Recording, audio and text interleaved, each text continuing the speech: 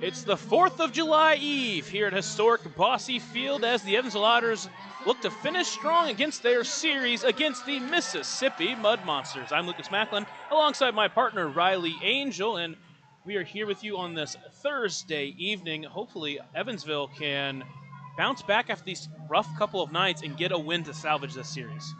It would be nice, especially after the past two nights where the offense just hasn't really shown up and you struggled to keep runs off the board as well. You really hope they can just come out here, play a complete baseball game, especially going into the road trip this weekend and then early next week as well. Evansville is coming in off a game where they only managed 2 hits. One of those hits was a 425-foot bomb from L.J. Jones, but other than that, Evansville really struggled to do anything offensively, and it's really been the last couple of games where their offense has really sputtered, surprisingly, against this Mississippi team. And last night, they didn't even really hit the ball hard either, apart from that L.J. Jones homer. They were just kind of off balance all night. The Mississippi starter, Brandon Mitchell, had a really good one, and he got into a rhythm and didn't let up. And then after that, the bullpen came in and did their job for Mississippi. Again, you just hope that tonight Evansville can handle Rodney Theophile and hit him hard. Well, they've already seen him in the past, so maybe this time they saw something last time they saw him, and they can go out there and put up some good offensive numbers. Only 4 hits in Game 1, 2 hits in Game 2, 6 total hits for this team that has been so good offensively throughout different parts of this year. Speaking of Rodney Theophile, the last time Evansville saw him, he went 7 innings, only gave up 2 runs, 5 hits, walked 1, and struck out 6. But he has been scuffling as of late, as in the last 3 starts for him, he's given up at least 4 runs, 5 against Schaumburg, 4 against Gateway, and then 7 against Down East in his last start on June 27th. Evansville enters still only 4.5 games down in the Central Division standings because Washington has lost both of their games to Gateway. We'll see how they play tonight. Lake Erie enters at 23-21, a game and a half back. And Florence at 7.5 games back, currently at 18-28. Mentioned this yesterday, but Gateway jumped Schaumburg to take the lead in the West Division. They're currently half a game ahead of Schaumburg, while Joliet, who still hasn't beaten Lake Erie this week, currently at 24-23. They're 4.5 games back. Pavin Parks making his 3rd start of the season. First time out, he only went 3+ innings, giving up 5 earned runs. His last time out against Florence, went 4 innings, giving up 4 earned runs, walking 1, and striking out 3. So he's done a good job limiting walks, but he's been hit hard, especially as he gets later and later into these games. Yeah, the first time around, he has really good stuff, but like you mentioned, when he gets later on, the opposing offense seems to pick up on him a little bit. You hope that tonight maybe he can give you a little more than 4 innings of work, especially because of the way the bullpen has had to act the past couple of nights. But we'll see. Pavin, we know the first time through the order is really good, and if we can get on the board early, unlike we have been able to the past couple of nights, then I think we have a good shot. The one good thing to look for is that Evansville has won both of his starts, and Pavin Parks has hit really well when he started. He had 3 hits in Joliet, 2 of those being home runs when Evansville won 13-10 in his first start. In his second start against Florence, he went 2 for 4, scored a run in a game where Evansville won 6-5. So hopefully he goes out there and pitches well, but he also hits the ball well, which he has done when he's been on the mound. Evansville trying to salvage this series before they head on the road to take on Schaumburg tomorrow. That will be a 6:30 p.m. start on the 4th of July, followed by a game on Saturday at 6:30, and then they finish off that series on Sunday at 1 p.m. They get Monday off before a 9:35 a.m. start in Washington. That will be the first game of that series, and then a 5:05 p.m. start on Wednesday, and then they round out that series at 6:05 p.m. on Thursday before they come back home to finish off their season pre-All-Star break against Gateway. Thank you so much for joining us this Saturday evening. You're listening to the Papa John's pregame show. Remember that Papa John's is the official sponsor of the Otters pregame and postgame shows, available every game night, 20 minutes before and 10 minutes after each Otters game on the Otters Digital Network, the Home Team Network, and 96.9 WYIR. Speaking of the Home Team Network, they are the exclusive home of every Frontier League game this year. Check out Home Team Network to sign up today and get a front row seat to every Otters game this season. We'll take a short break here on the pregame show. When we're back, we'll talk about starting lineups, a little bit more about the starting pitchers, and as we near the 6:35 p.m. scheduled first pitch, you're listening to the Otters Digital Network.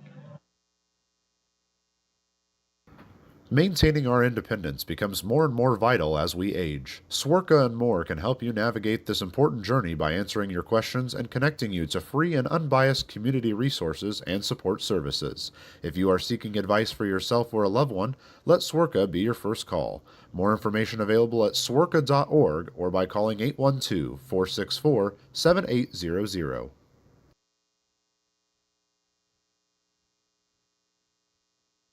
Right now in Vanderburgh County, over 800 children are in the child welfare system waiting for someone to be their voice, and you could be that voice by becoming a court-appointed special advocate, a CASA volunteer. Donating just a few hours a month of your time can change a child's life forever. Vanderburgh County CASA invites you to join them. Stand up, speak out, be for the child, be a CASA. For more information, visit vandcasa.com. That's VAND-CASA.com.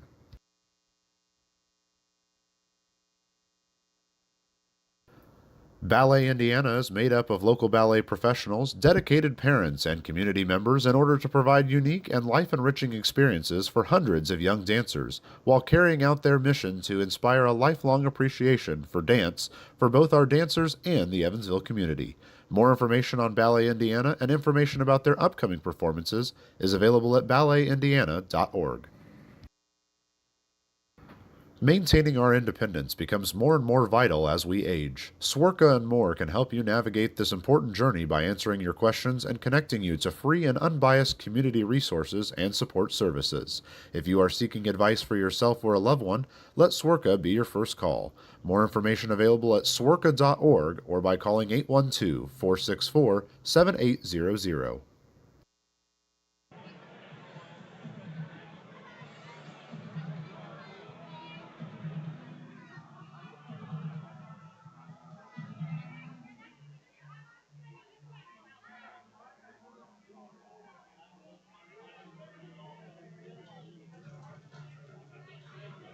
Welcome back into historic Bosse Field as the Evansville Otters taking on the Mississippi Mud Monsters, trying to salvage this series after dropping both of the first two games. Thank you so much for joining us on this Thursday evening. I'm Lucas Macklin alongside my partner Riley Angel, and you're listening to the Papa John's pregame show.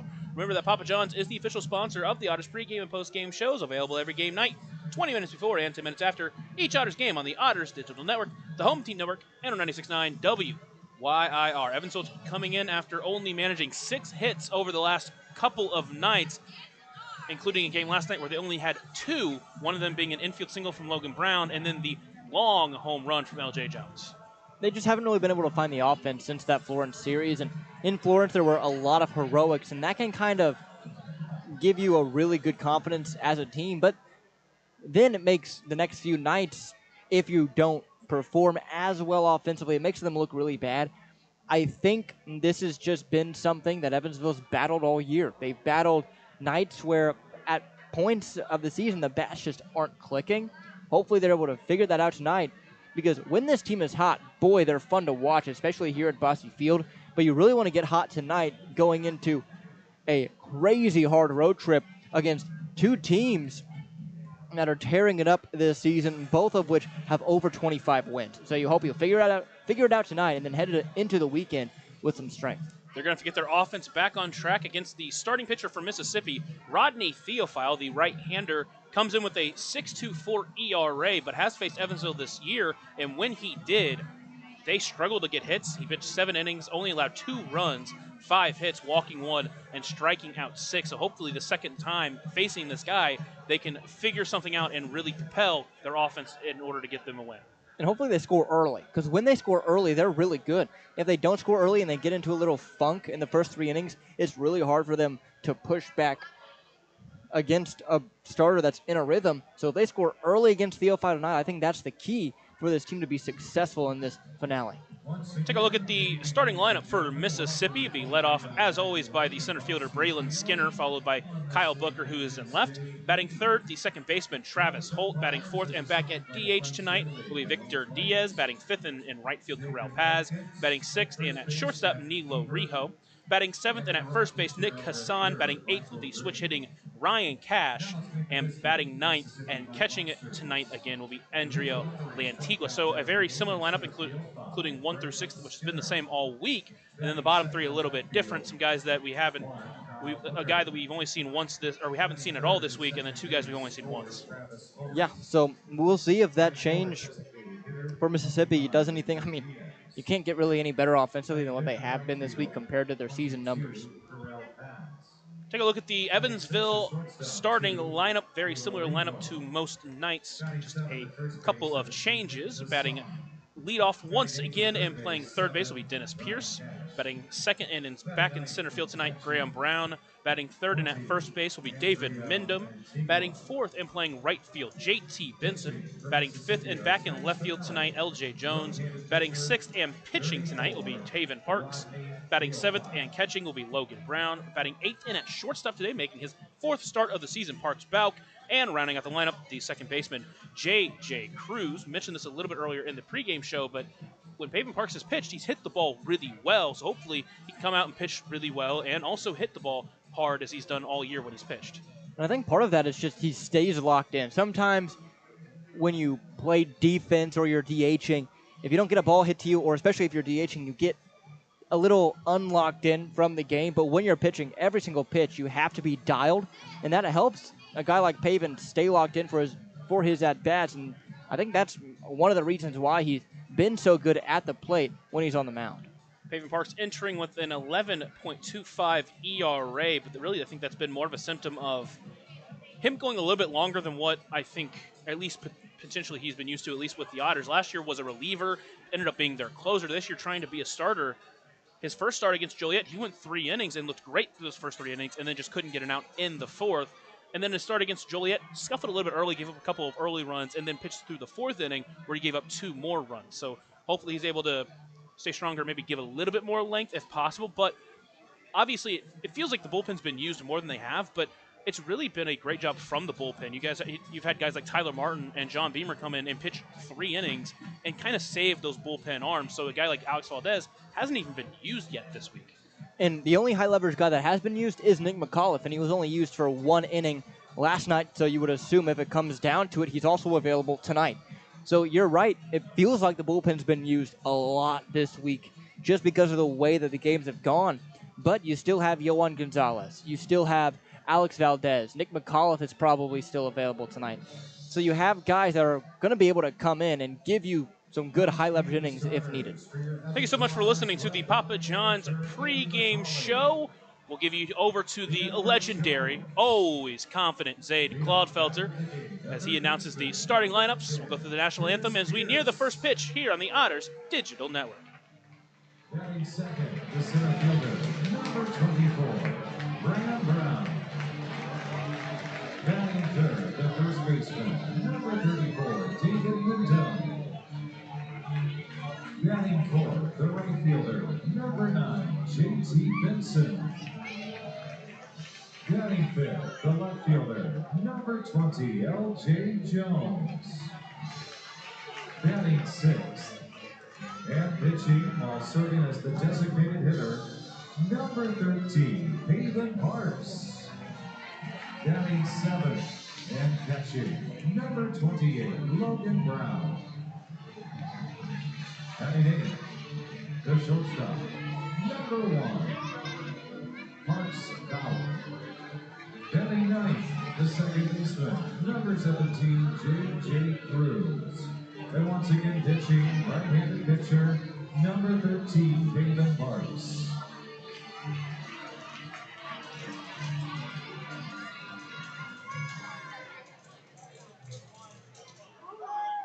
Ladies and gentlemen, at this time, would you please rise and remove your caps as we honor America's freedom, those who now protect it, and pay tribute to those who have made the ultimate sacrifice with the singing of our national anthem. And we invite you to sing along with residents from Jacobs Village.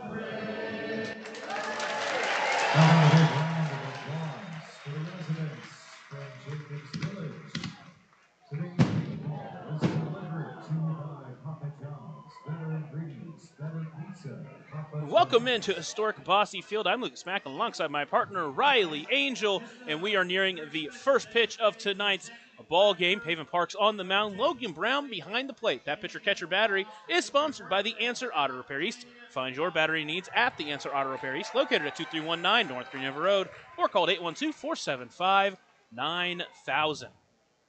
So Parks on the mound. He will pitch in front of this great crowd that has turned out for this Thursday evening version of Otters baseball. 4th of July Eve here in Evansville before the Otters travel to Schaumburg to play tomorrow's game. So tonight's version of a 4th of July game, and hopefully Evansville can put on a show. Yeah, and let's hope, because, boy, we need some fireworks after the past two nights that we've had, and you just hope this offense is able to provide that in front of this insane crowd here tonight for not only Thirsty Thursday, but Red, White, and Blue Night post-game fireworks. Let's give this crowd of what looks like is, my guess, 3,500 plus. Let's give these guys something to cheer for. And hopefully Parks gets us started in the right direction. His last time out against Florence, as we mentioned, gave up 2 early runs. But after gave up those 2 runs, Evansville answered with 5 directly in the bottom of the first inning. So if he does scuffle with runs in the first, hopefully Evansville can respond, which they've been so good at for most of the year, it feels like. Feels like this week it's just been a much different version of Otters baseball.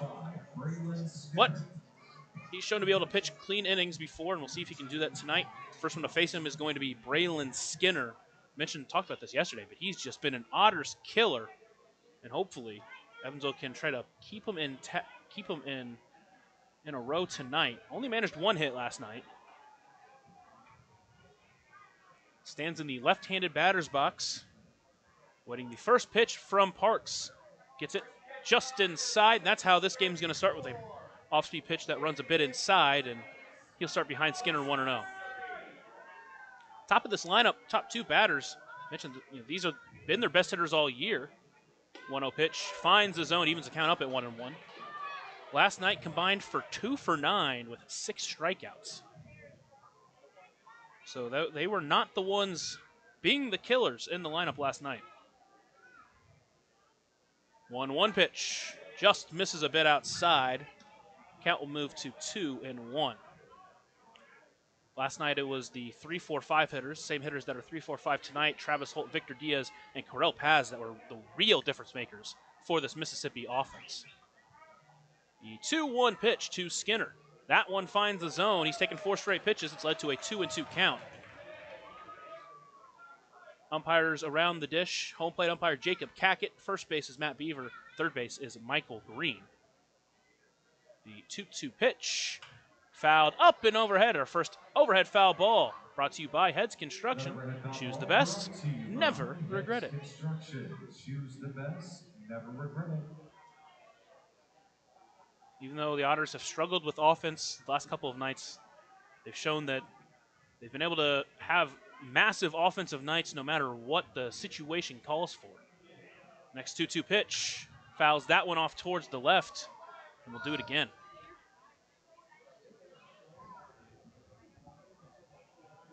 Mostly sunny day here at the ballpark. See a few clouds out there. Shadow from the roof, reaching a little bit in front of where Park stands on the mound. The 2-2 pitch. That one stays high. It's a full count to start this game. And what else would you expect from a batter like Braylon Skinner, who just fights and fights? Now he awaits the payoff pitch from Parks. Fouls that one up and overhead, and we'll do it again. Overhead foul ball brought to you by Heads Construction. Choose the best, never regret it. So early in this outing, obviously it's just the first batter, but he has struggled to find the put-away pitch. The payoff pitch. Got him swinging on that one. A German-American bank strikeout to begin this ball game for Paven Parks. And that's a quick out number one and a big out number one as he tries to work a scoreless first inning. It's a confidence builder, too, especially against a guy like Skinner who does such a good job of battling. Yesterday was a little uncharacteristic for him, striking out as many times as he did. But there, it looked like he was dialed in, but he's just spun a perfect one on the outside corner. Next up is Kyle Booker. First pitch, he takes just a bit low, maybe a bit outside, at least according to the home plate umpire, Jacob Cackett, and it's a 1-0 count. This crew, the same crew Evansville's had for 3 of the last 4 series. That one is fouled up and overhead. Count's going to even up at 1-1. Had them in Joliet and in Gateway. Didn't have them in the series against Florence, but have them once again here in Evansville. The 1-1 pitch from Paven Parks, outside for ball 2. Booker enters in second place for batting average at .294, just behind the leadoff hitter Braylon Skinner. Mentioned these have been the 2 best hitters all year for Mississippi. That one is lined towards third. Pierce can't get to it. And that's going to be a 1-out base knock for Mississippi. So now Park's going to have to work through some traffic, as with 1 away, it will lead to Travis Holt. Hit his team-leading 7th home run last night.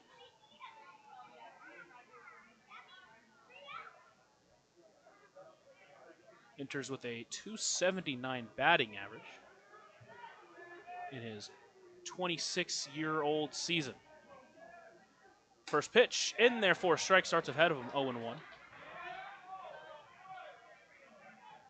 His first season in the Frontier League after playing last year between a couple of teams in the Pioneer League.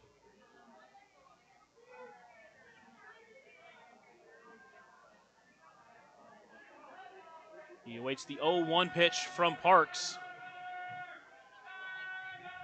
That one is lined into center. Brown's going to come in on it. He's going to bring it in for out number 2. Great read off the bat for Graham Brown. And with 2 away, last hope for the first inning will be Victor Diaz. And if Graham Brown doesn't have a perfect read on that baseball off the bat, that one's surely dropping. Had a lot of topspin on it, was sinking rather quickly, but Brown with his speed and the read on the baseball was able to come in and make the grab no issue. Now just 1 out away from getting out of it. It is Victor Diaz.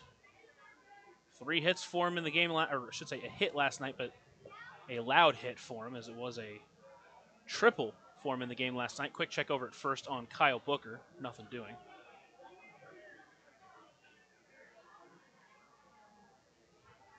Booker not afraid to run. First pitch, fouled off. Count moves to 0-1. Booker and Skinner at the top of this lineup, both willing to run. Booker with 15 stolen bags and 17 attempts. Skinner with 26 and 32 attempts. Did see Skinner get thrown out last night. That was by Justin Felix. The 0-1 pitch misses. That one in the right bottom corner. Call it a ball. Count moves to 1-1. Man, it's only the first inning, and you're already getting some frustration from that Otters dugout. Looks like he's not giving the bottom of the zone currently.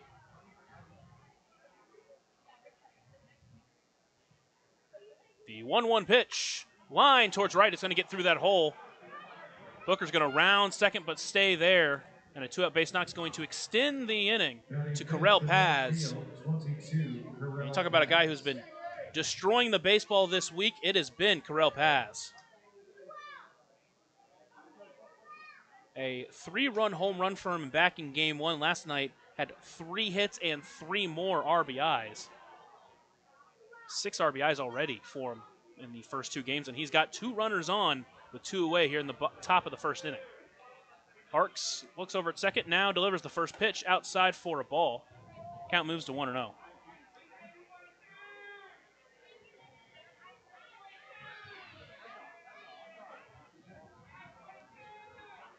Counts 1-0 to Paz. Stands in the left-handed batter's box. The 1-0 pitch misses. 2-0 count. Another one around the zone, not called a strike. I mean, at this point, you hope that bottom of the first inning, it's around the same zone, and we don't see anything that looks similar to called a strike because, boy, that Otters dugout is ready to explode. This crew has not been afraid of throwing out different Otters. 2-0 pitch, misses outside. Now it's a 3-0 count.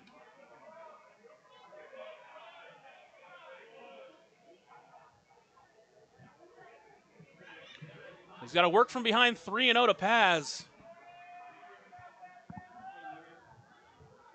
Trying to get out of this first inning jam. That 3-0 pitch is fouled off. Middle, but able to get it by him. Count moves to 3-1. On deck is Nilo Rijo. He was held mostly in check last night. Did manage a hit back in game 1 and a hit last night. That one. Oh, no. Misses for ball 4, apparently. And it is a small zone right now for Jacob Cackett. And now Andy McCauley's going to stop Logan Brown from talking with him because he wants to make sure his catcher is still in this game. But, man, it has been, we'll just be blatantly honest, 4, according to TrackMan, that he has not called strikes that were in the zone. And I don't even think you need TrackMan for that last one, I'm going to be honest. That one was, yep, there it is. And that first inning, top of the first inning, and he threw out Andy McCauley. And again, he wasn't even too up in his face. He was just really talking with him, probably telling him, hey, I think you missed these calls, and that's going to do it for him. And again, to be blatant, he was wrong on that one. I mean, no question. The other ones, yes, they were borderline. They were close. They probably should have been called a strike. But that last one that just was the 4th ball was nowhere close to out of the zone. It was right down central. And Andy is definitely going to give him an earful here, that's for sure. And now the home crowd giving him an ovation as he gets into the home plate umpire, Jacob Cackett. Still out there talking and, as you mentioned, getting his money's worth. Yeah, why not? First inning, you're already tossed. Might as well tell him what you really feel, how you really feel about it, especially a crew that's already tossed him this year. He was tossed back in the 9th inning in a game against Gateway. They have tossed Zarowitz twice. And now here comes the crew chief, Matt Beaver, over to try to break it up. And McCauley's going to walk off and get a loud ovation from the home fans. Tipped his cap to him as well. Top of the first inning, bases are now loaded for the shortstop, Nilo Rijo. Pavin's going to have to work through some of the zone troubles. Boy, and now with this crowd after that first inning, if he misses another one this game, they are going to let him hear it tonight. So now Pavin will pitch from the windup. First pitch to Rijo, outside for a ball, and that one did miss. And if anything, what that does is it puts a fire under this team right now. And honestly, He might have not have meant to get tossed there, but it's something that, yes, it hurts, but you never know. 1-0 pitch. That one does find the zone. And a huge ovation from the home crowd as he finally called a strike. Count evens up at 1-1. That one was at the bottom of the zone. The 1-1 pitch to Rijo. That one just misses outside. Count moves to 2-1. I mean, it's almost like trying to throw into a tin can right now. Genuinely. That one was a 50-50 call. Yes. At the very least. The 2-1 pitch to Rijo. That one just misses. Oh, called a strike. Count evens up at 2-2. Not that it wasn't a strike, just he took a little bit longer than he normally did. I guess he had to think about that one. Man, we're only in the first inning? Goodness. Counts 2-2 to the Mud Monsters shortstop. One of the newest Mississippi Mud Monsters. Awaiting the 2-2 pitch from Pavin Parks. Checked his swing. They'll check down at first. He didn't go. Count runs full.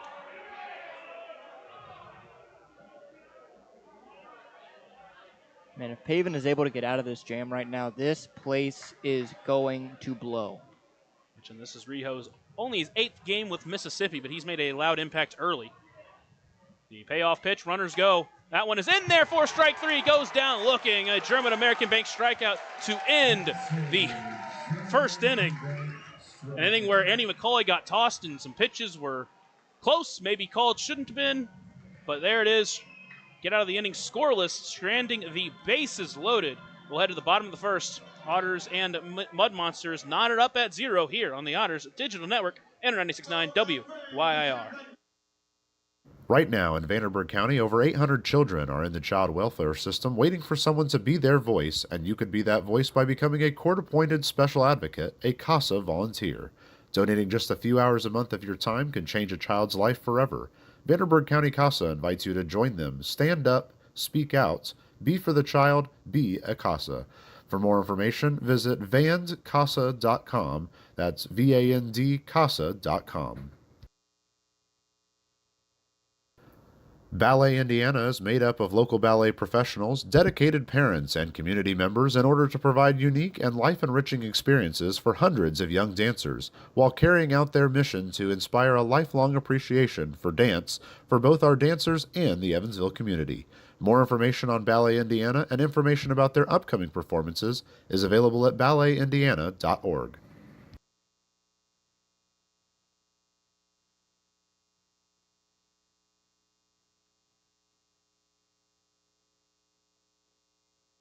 We're into the bottom of the first inning. Rodney Theophile will take the mound. Behind the plate is Andrea Lantugo. That pitcher and catcher battery is sponsored by the Answer Auto Repair East, located at 2319 North Green River Road, or call at 812-475-9000. You were just talking about how you want this to kind of light a fire under these Otters hitters, and hopefully they can do it here. Yeah, you really hope, because that's a moment early in a ball game where the tone is set.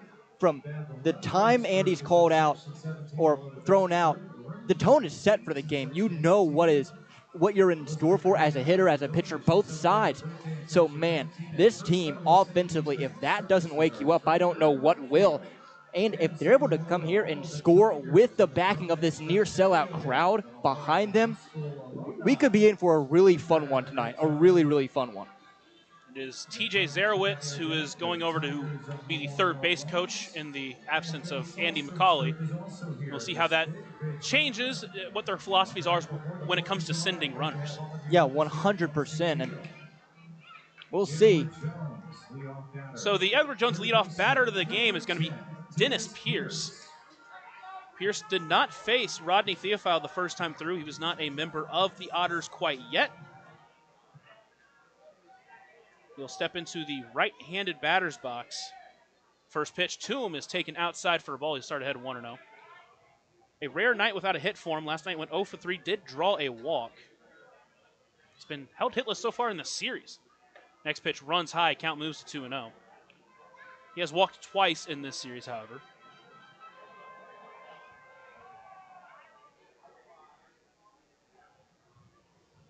2-0 pitch to Pierce. That one does find the zone. Count moves to 2-1. Theophile, his short windup, the 2-1 pitch. That one stays outside. Count moves to 3-1.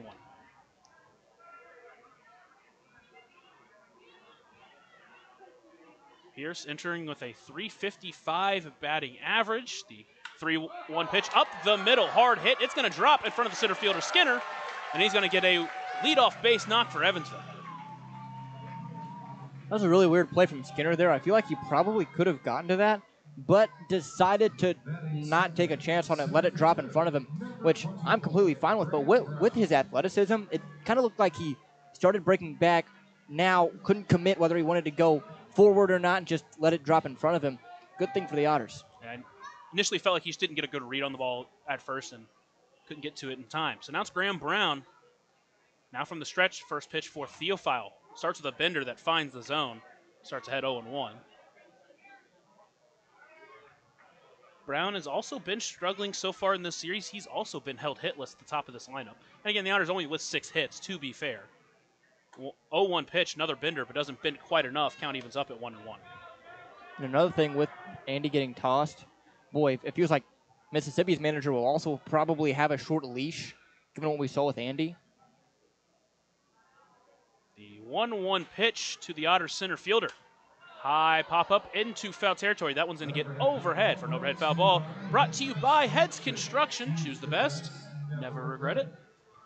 And as a hitter, too, last night we saw a couple of these Otters hitters get away with some chatter. Tonight, they're going to have to be really careful to give it none of it. Counts at 1-2 for Brown. Another bender on the ground towards short, brought in by Rijo. Toss to second for 1. Throw to first is going to be in time. And a double play, and all of a sudden there's no one on with 2 away. Batting third, the first baseman, number 34. That will lead to David Mindham with 2 away. And you also got to wonder how much of a role this crew being the crew for Evansville in 3 of their last 4 series plays in that as well. Maybe Andy came in with a shorter leash than what Mississippi's coach would have had in the first place. Or any of their coaches, I should say. But first pitch to Mindham. Takes that one low for ball 1. Mindham playing at first base tonight.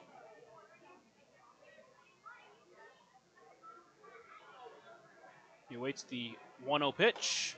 That one catches the top of the zone. Counts evens up at 1-1.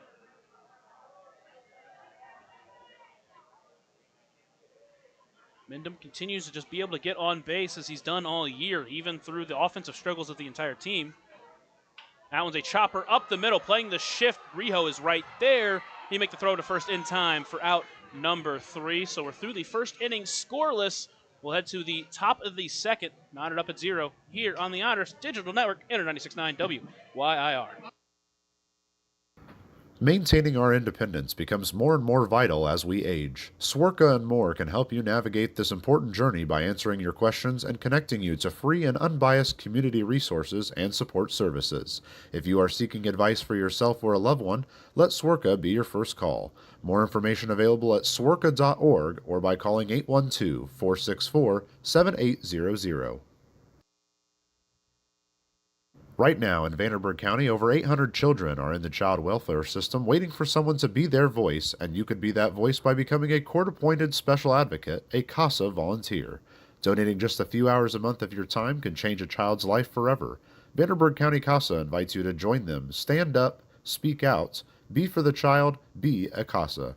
For more information, visit vandcasa.com. That's VAND-CASA.com.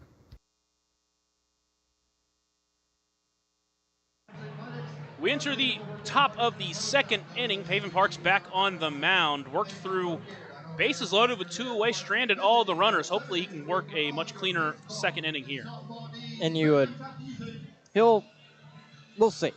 It's hard to say because I felt like he had a really good control of the zone last inning, and then obviously gave up the walk. A couple of hits which weren't super hard hits, but they got through. He looked like he was in a good rhythm, though. Came back, got that big strikeout with a base loaded in the first inning. Hopefully he comes in with a lot of confidence in the second frame and begins this one the way he finished the first. First one to face him in this inning is Nick Hassan, playing first base today. First time we are seeing him in this series, but he's played plenty in the first 6 games against Evansville. First pitch to him is taken for a strike. And Peyton Parks is ahead 0-1.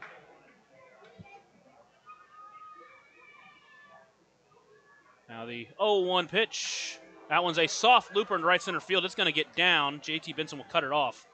And a loop base hit to lead off the inning for Mississippi. So that will lead to Ryan Cash. He'll bat in the right or left-handed batter's box all night. Evansville with no available left-handed pitchers.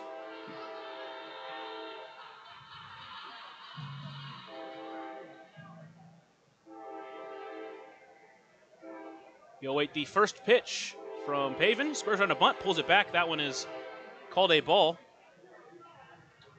He's ahead 1-0. It was 2 hits, a walk, and 2 strikeouts for Parks in the last inning. 1-0 pitch, high fly ball into right field. Tailing over towards center field now, and Brown will take it in for out number 1. It's a loud train. Usually we don't have them on Thursdays. Had 2 now. Next up is Andrea Lantigua, managed to get over a 100 batting average with his efforts on Tuesday night. Quick update between Joliet and Lake Erie. Lake Erie up 3-0 against Joliet in the bottom of the third.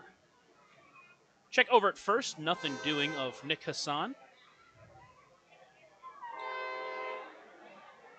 Hassan, this is his 35th start of the year, has stolen exactly 1 bag. The first pitch to Lantigua. Chopper towards short. Diving for it is Pauk, but it can't get to it. Hassan will round second base and stay there. And now with 1 away and runners at first and second, we are back to the top of the lineup in Braylon Skinner. I mean, if you're going to give up first hits in the first inning and a third, and those are the 4 hits you want to give up, all singles, nothing for extra bases yet, so you give yourself a chance to work out of it when they're just kind of spraying the ball to each field and not lifting it and putting it into gaps. Skinner steps into the left-handed batter's box, 0 for 1 on the day. He was a strikeout victim his first time up. Parks sets and delivers the first pitch. That one is taken outside for a ball. Counts at 1-0.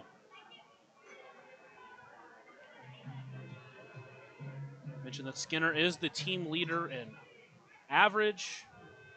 Stands at the top of the lineup. Is a game wrecker with his feet. That was a 1-0 count. That one stays outside. Now it's a 2-0 count. Still early in this ball game. Knotted up at 0 in the top of the second inning, but for the second straight inning, Mississippi is threatening.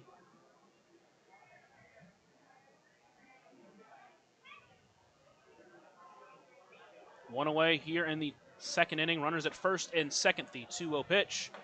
That one in there for a strike. Count moves to 2-1.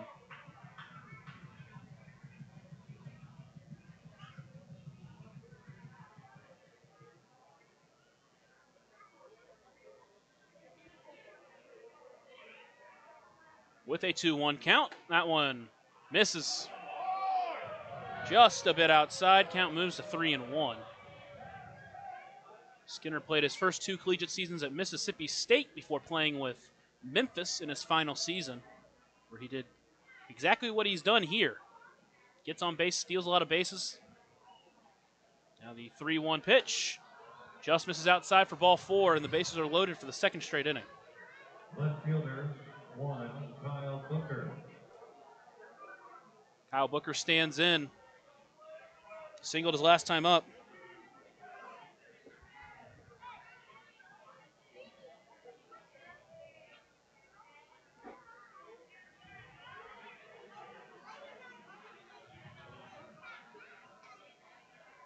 Parks now will work from the windup with the bases loaded. He will deliver the first pitch to Booker. Outside, ball one.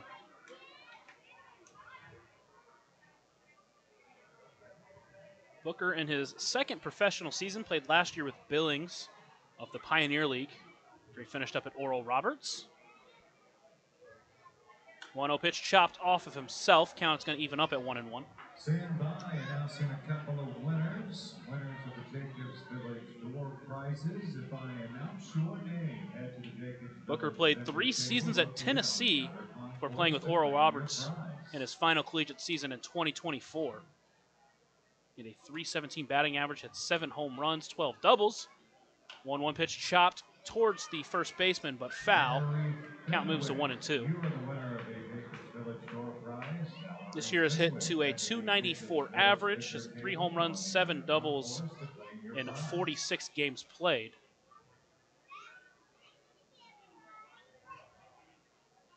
As a 1-2 count from Parks. That one is a looper into left center field. Brown over towards it, so is Jones. It's going to drop in between them. 1 run's going to come in and score. They're going to send in the second runner. Throw's going to come into the cutoff man, Bauk. And another soft hit's going to score 2. And Mississippi jumps out in front for the 3rd straight game. Head to the outer concourse in the Jacobs Village vendor table to claim your prize. John Cameron. Still only 1 away. Travis Holt steps in with runners at 2nd and 3rd. Now Logan Brown's going to step out and talk with his pitcher.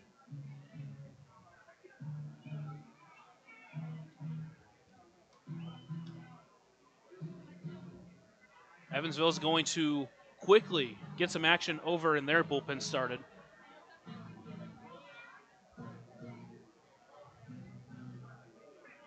Again, nothing that's been tremendously hit that hard against Paven in this inning, just finding holes. First pitch to Holt, swings through that one. He starts behind 0-1.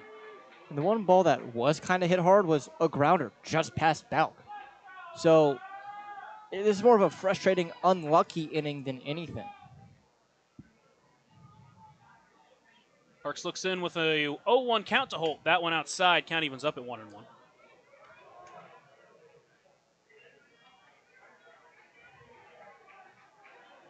Holt flew out to center field his last time up. Entering today's ballgame with a .279 batting average. 1-1 pitch. That gets behind him. Brown's going to go get it. He's going to toss it into Parks. Throw to the plate. Not in time. And another run's going to come in to score, and another runner is going to advance to third base. Still with only 1 out in this inning. Once again, if we announce your winners for the door prize. Count now 2-1 to Travis Holt. Mississippi now leading 3-0 here in the top of the 2nd inning.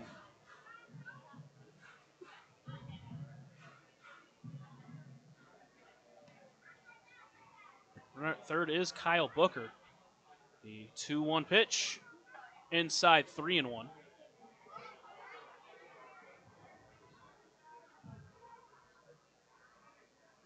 It is Wiltsey up in the bullpen for Evansville right now. And with how we've seen Wiltsey be able to pitch in the length, we'll see how long the leash is here on Paven Parks.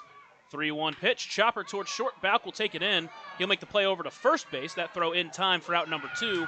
Another runner will score, but now there are 2 away and no one on for Paven Parks. Victor Diaz, the next one up. 25, Victor Diaz. So now 4 runs in this 2nd inning. Evansville's going to have to fight from behind, something they haven't been able to do this week after they did it so well the previous weekend against Florence. First pitch, bender. Diaz way out in front. And Parks ahead 0-1. So he was sitting first pitch fastball there. And got anything up other than that. 0-1 pitch. Another bender, chopper towards third. Pierce will take it in. Throw over to first. That one's in time for out number 3, but not before Mississippi scores 4 here in the top of the 2nd inning. Evansville's going to come back to bat, now trailing here on the Otters Digital Network and 96.9 WYIR. Ballet Indiana is made up of local ballet professionals, dedicated parents, and community members in order to provide unique and life-enriching experiences for hundreds of young dancers, while carrying out their mission to inspire a lifelong appreciation for dance for both our dancers and the Evansville community. More information on Ballet Indiana and information about their upcoming performances is available at balletindiana.org.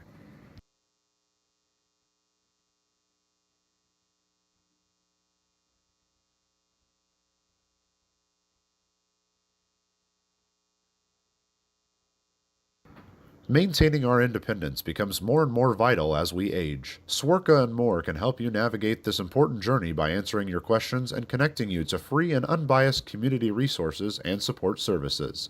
If you are seeking advice for yourself or a loved one, let Swerka be your first call. More information available at swerka.org or by calling 812-464-7800.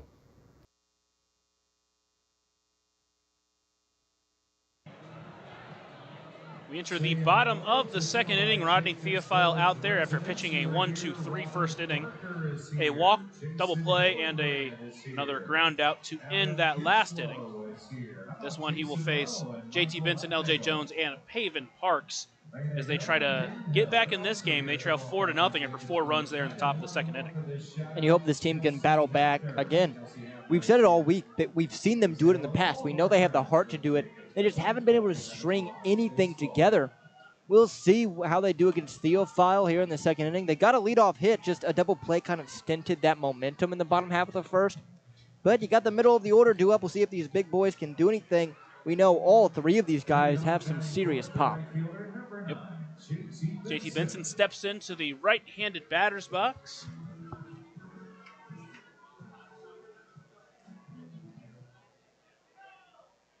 Benson managed a walk in last night's game. Also had one of the 4 hits in game 1 of the series. Now the first pitch to Benson. Bender stays high, and he starts ahead 1-0. It's been a rough week for really all of the Otters hitters. The 1-0 pitch to Benson. Hard towards third, but just a little bit of a jam shot, and it'll be snagged by the third baseman, Cash, for out number 1. So with 1 away, it is LJ Jones. Number 20, LJ Jones. I want to say, I think he may have broke his bat. It's tough to tell. But with 1 away, as I mentioned, LJ Jones up to the plate.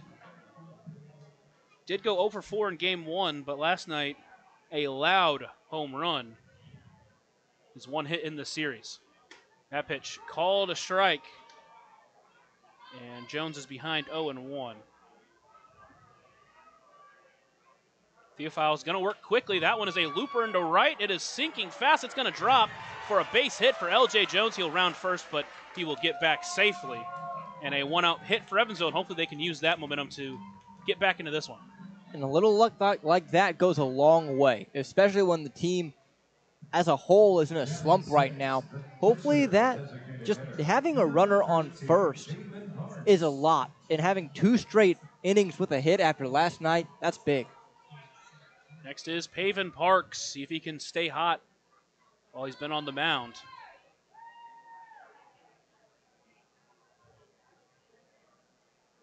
Theophile from the stretch, first pitch.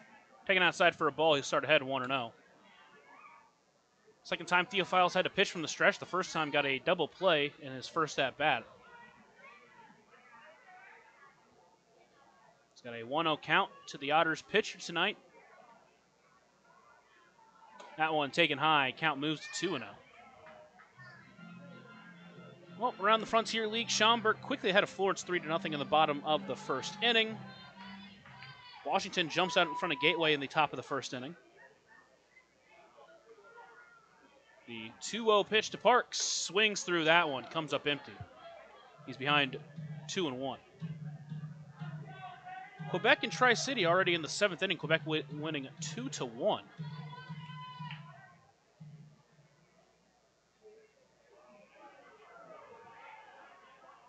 The 2-1 pitch, Parks. Soft liner into left field. That one's going back. It's going to send Booker a few feet in front of the warning track, but it'll be brought in for out number 2.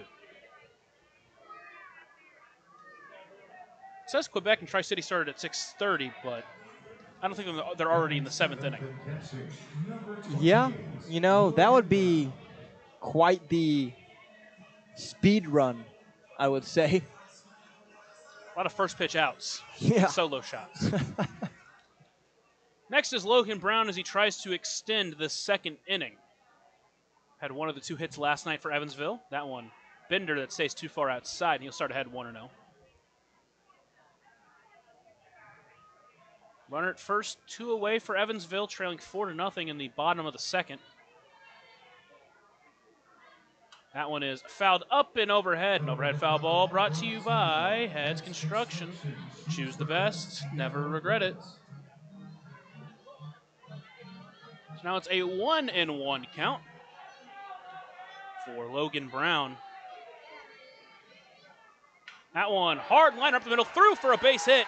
Jones is rounding second. They're going to try to get him to third base. He will get in there without a throw. And now there will be runners on the corners with 2 away. And Evansville threatening here in the bottom of the 2nd inning.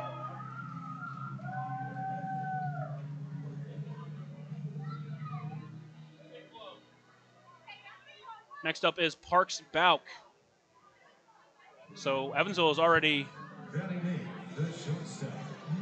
got more hits than they had last night, and are only in the 2nd inning.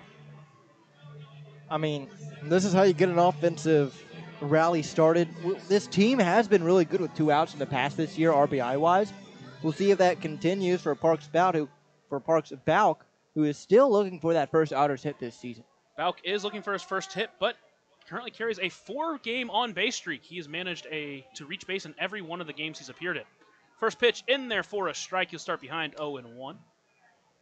He's taken a lot of great at-bats. It's led him to a 333 OBP. And as I mentioned, still looking for that elusive first hit, and what a time it would be to get it here.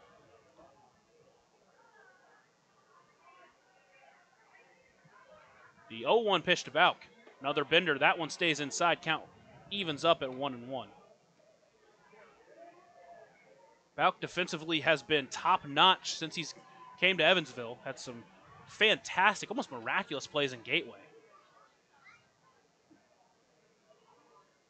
The 1-1 pitch.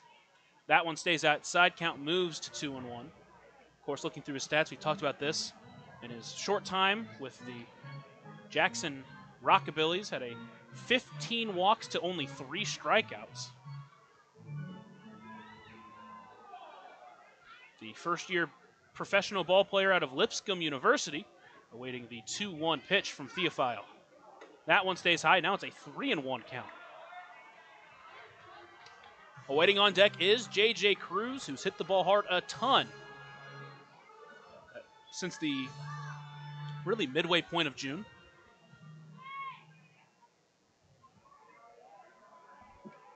Counts at 3-1 for Bauk. Theophile sets and delivers. Broken bat towards the left side. Cash will bring it in. Long throw to first is in time for out number 3. So the Otters threaten but can't put a run across. They still trail 4-0 as we head to the 3rd inning here on the Otters Digital Network and 96.9 WYIR.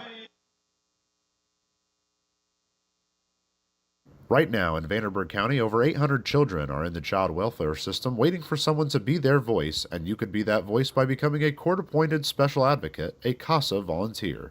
Donating just a few hours a month of your time can change a child's life forever. Vanderburgh County CASA invites you to join them. Stand up, speak out, be for the child, be a CASA. For more information, visit vandcasa.com. That's VAND-CASA.com.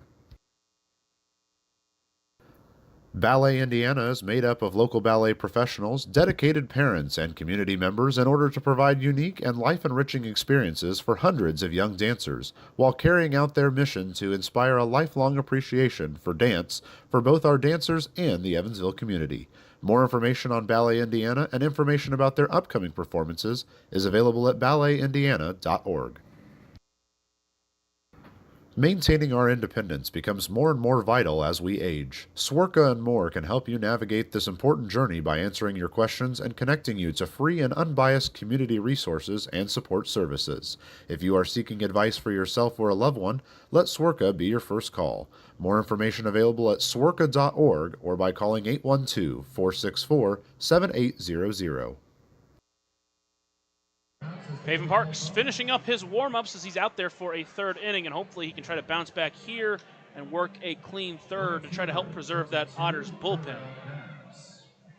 Otters trailing 4-0 as we enter the third inning. It's been a lot of traffic so far for Parks in this start. He will face Corel Paz, Nilo Rijo, and Nick Hassan to begin this third inning. First pitch taken just inside, and he'll start behind 1-0. Did see Wiltsey get up and warm during that second inning, but no action in the Otters bullpen right now as that pitch is taken outside for a ball. Count now at 2-0.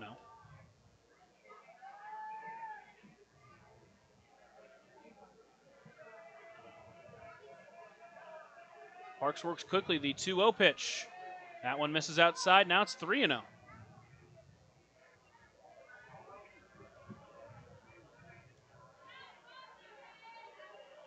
The 3-0 pitch to Paz, outside, ball 4.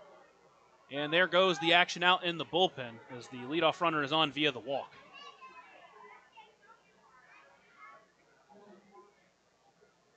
Nilo Rijo is up next.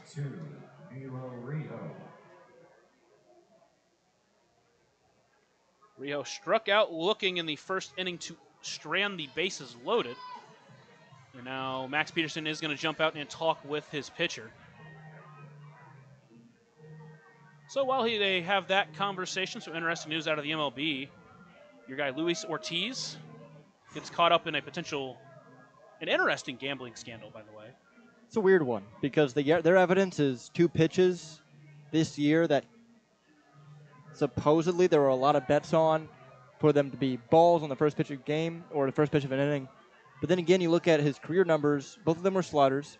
His career numbers, his slider is his most wild pitch. It's a weird one. Again, if he did get caught gambling, banned for life. That's the rule, right? But we'll see. It's one where it's going to warrant a lot of investigation over the All-Star break. Let's hope he didn't do it for my team's sake. Nilo Rijo is ready. First pitch outside for a ball. They check if he went, but he didn't. Counts at 1-0. I saw the details on that, and it really piqued my interest. Like, wow, it's just 2 pitches. Yeah. They just happened to pop up on the gambling stats or whatever. That pitch inside, runner was stealing, but it hit Rijo anyways. Counts at 2, or shouldn't say count. Now there are runners at first and second, still on with no one out in this inning. 17, Nick Hassan. You feel like you have to make a decision quickly here, because you do not want this game to get out of hand like it did on Tuesday. Yeah, and here comes Max Peterson. It looks like this is going to be I think this is the right move here.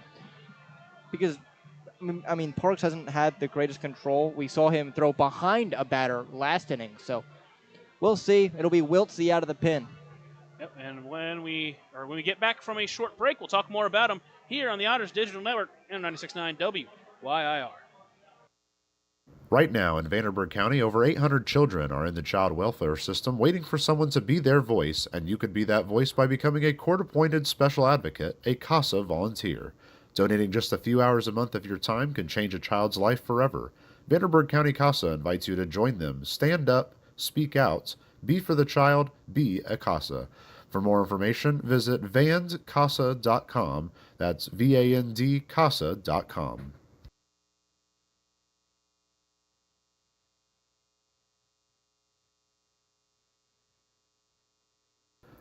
Ballet Indiana is made up of local ballet professionals, dedicated parents, and community members in order to provide unique and life-enriching experiences for hundreds of young dancers, while carrying out their mission to inspire a lifelong appreciation for dance for both our dancers and the Evansville community.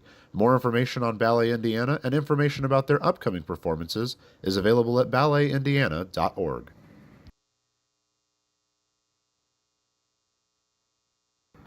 Maintaining our independence becomes more and more vital as we age. Swerka and more can help you navigate this important journey by answering your questions and connecting you to free and unbiased community resources and support services. If you are seeking advice for yourself or a loved one, let Swerka be your first call. More information available at swerka.org or by calling 812-464-7800.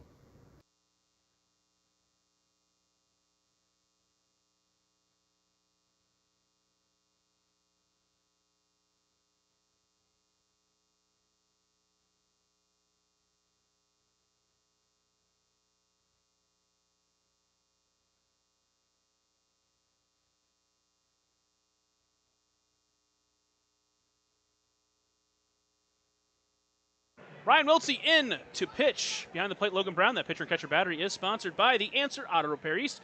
Find your battery needs at the Answer Auto Repair East, located at 2319 North Green River Road, or call 812-475-9000. He will face Nick Hassan with runners at first and second and no one away.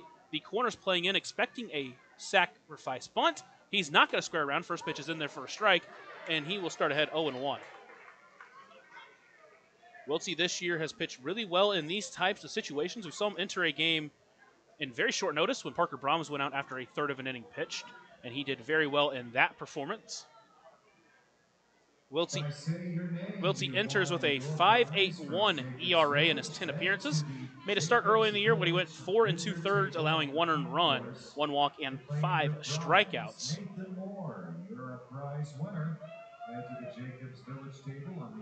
Oh, I was reading the wrong numbers. He actually is a 4.76 ERA entering this game with 23 strikeouts and 12 walks in his 12 appearances. The first pitch, or next pitch to Hassan, is lined into center field. Brown on his way back. He's going towards his left. Close to the track, he'll bring it in. Runner will advance from second to third base. Throw in to the cutoff man, Cruz. And now with 1 away, runners on the corners, the inning will move to Ryan Cash.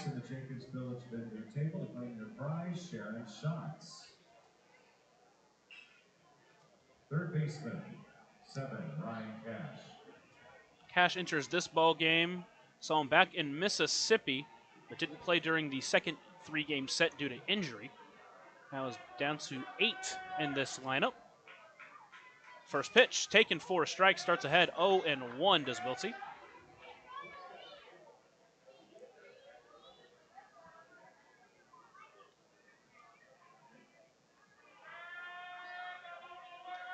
Check over at first, nothing doing.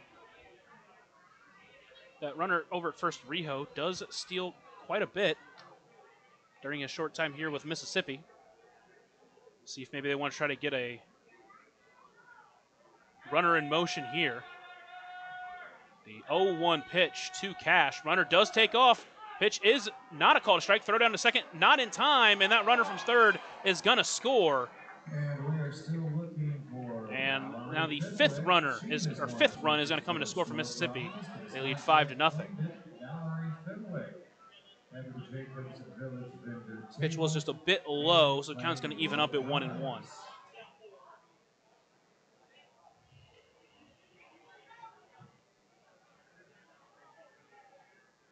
Here comes the 1-1 pitch. Runner's going to take off, try to take third base. Throw down is not going to be in time as he avoids the tag. So now 2 stolen bases for Rijo, and a runner at third base was still only 1 away. Pitch was called a strike, so a 1-2 count to Cash.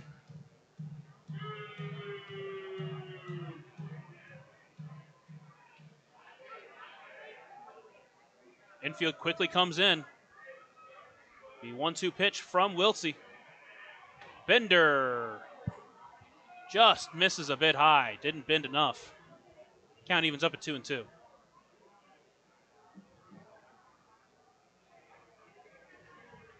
Here comes that 2-2 pitch from Wiltsey. Bender got him swinging. German-American Bank strikeout for Wiltsey. A big out number 2 with that runner still standing at third base.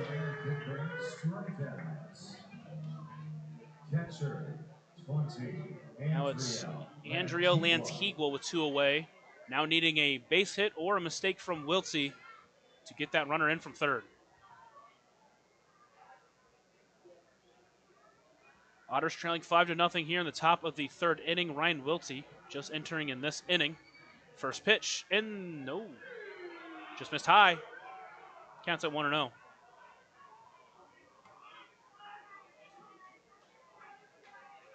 Wiltsey pitching from the stretch. Delivers the 1-0 pitch to Lantigua. Chopper towards third. Pierce will take it in on a hop. Long throw over to first base is in time for out number 3. So the Mississippi does get a run on a stolen base maneuver, but Wiltsey strands that runner at third base to maintain the 5-run deficit. We head to the bottom of the third. Otters needing 5 runs. You're listening to the Otters Digital Network and 96.9 WYIR. Right now in Vanderburgh County, over 800 children are in the child welfare system waiting for someone to be their voice, and you could be that voice by becoming a court-appointed special advocate, a CASA volunteer. Donating just a few hours a month of your time can change a child's life forever. Vanderburgh County CASA invites you to join them. Stand up, speak out, be for the child, be a CASA. For more information, visit vandcasa.com. That's VAND-CASA.com.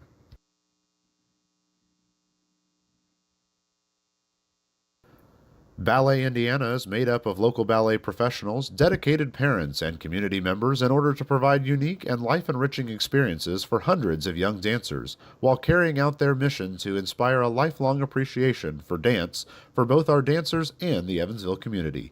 More information on Ballet Indiana and information about their upcoming performances is available at balletindiana.org. We enter the bottom of the third inning here at historic Bosse Field with Evansville trailing 5-0 for the third straight night. They're going to have to battle back from a not insignificant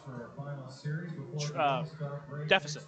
Yeah, it's definitely not insignificant. 5 is, it's hard, especially when you're in a slump like this team is. But again, we're going to keep saying it. We've seen this team do it before. We have. We know it's in them. We know they can score big runs. And in this league, especially, 5 runs, right now it feels like a lot just because of the way the past 2 days have gone. But overall, 5 runs is not a ton in the Frontier League. You can score that fairly quickly.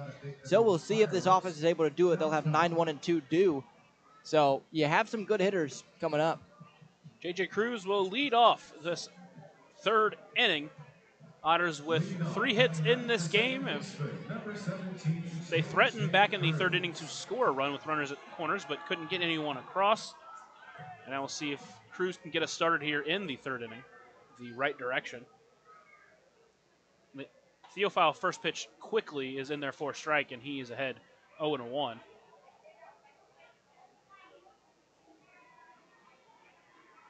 The 0-1 pitch to Cruz. High pop-up. That one's hooking into foul territory. Third baseman Cash is going to try to get under, and he will. And a quick out number 1 for Evansville in this third inning. Back to the top of the lineup, the Edward Jones leadoff batter of the game, Dennis Pierce, will step into the right-handed batter's box. He led off the game with a single, was quickly eliminated on a double play. Now with 1 away here in the inning, tries to jumpstart this Otters offense. Theophile, the short windup, first pitch, swinging, fouls that one off to the right, and he's behind 0-1. Got to listen to people from Jacobs Village sing the national anthem. They came around on the off day on Monday, where they got to play a little bit of baseball with the team. That pitch swung on a miss by Pierce. He's behind 0-2. It was a fun event Monday evening. Some of the players around the team are there. Obviously, they're here tonight, sang the national anthem on this beautiful night for baseball. 0-2 pitch. Misses high. Count moves to 1-2. Very large crowd here at Bosse Field. Hopefully the Otters can turn this around. The 1-2 pitch. Line driving to left field. That's going to get down. It's going to be cut off by Booker. He will bring it in. He will keep Dennis Pierce to a single. But 2 hits already in this ball game for Pierce. And with 1 away, the Otters with a runner on. Now you hope they can just take advantage. Pierce, a couple of really good at-bats here. We'll see how Graham Brown does right now. Next up is Graham Brown. He grounded out into a double play his first time up, but hopefully he can try to find some open grass and get this inning going for Evansville. Evansville already with 4 hits in this game, just haven't been able to string them together. The first pitch to Brown, taken for a strike. He'll start behind 0-1. Brown has been struggling as of late. Really started back in Joliet where he was just more unlucky than anything. 0-1 pitch, Bender fouls that one off. Count moves to 0-2. But it's kind of collateraled into a rough homestand against Florence and here against Mississippi. And to be fair, like we mentioned this earlier, really everyone struggled against Mississippi.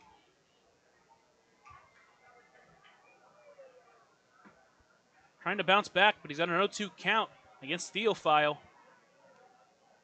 Looks in and delivers that 0-2 pitch. He fouls that one off. Reared back at 93 up and above the zone. Brown able to make contact and stay alive at 0-2.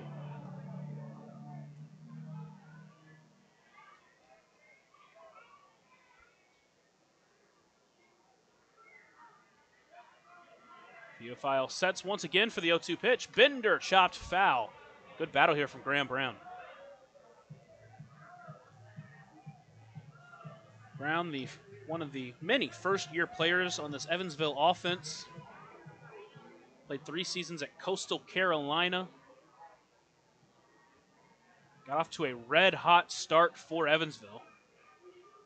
The 0-2 pitch, that one stays high. Count moves to 1-2.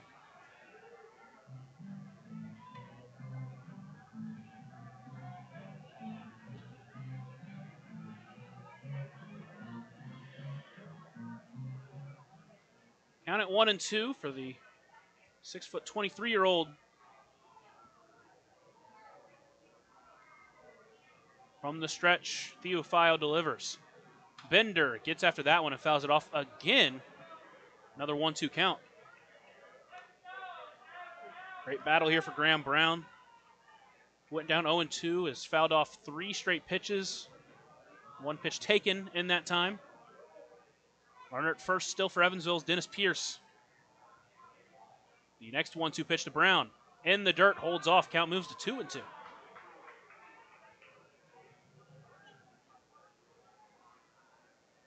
Brown still tied for second among Otters with home runs with 7. 30 RBIs is only second to Keenan Taylor.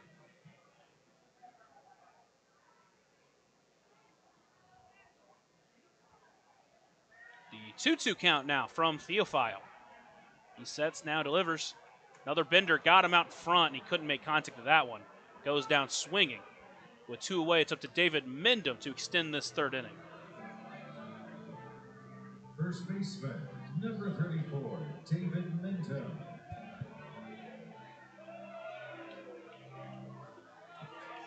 Mendham will step into the left-handed batter's box. Entering with a 479 OBP.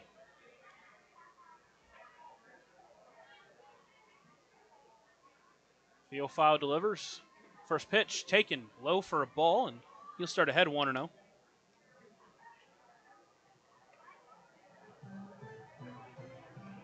Mendham grounded out to short his first time up.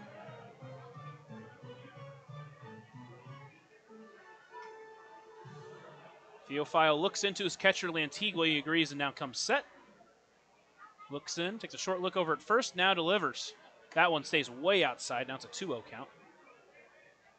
The Otters trying to fight back in this one.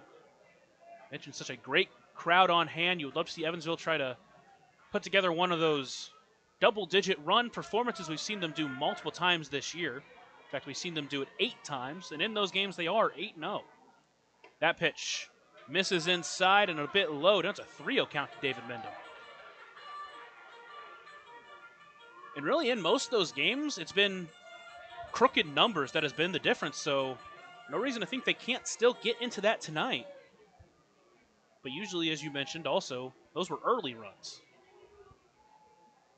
Counts 3-0 to Mendham. Next pitch, he'll take that one for strike. Was taking all the way. Counts 3-1.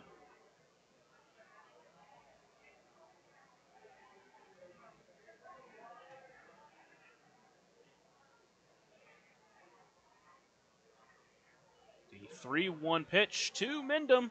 Taken in there on the outside corner. Count's going to run full.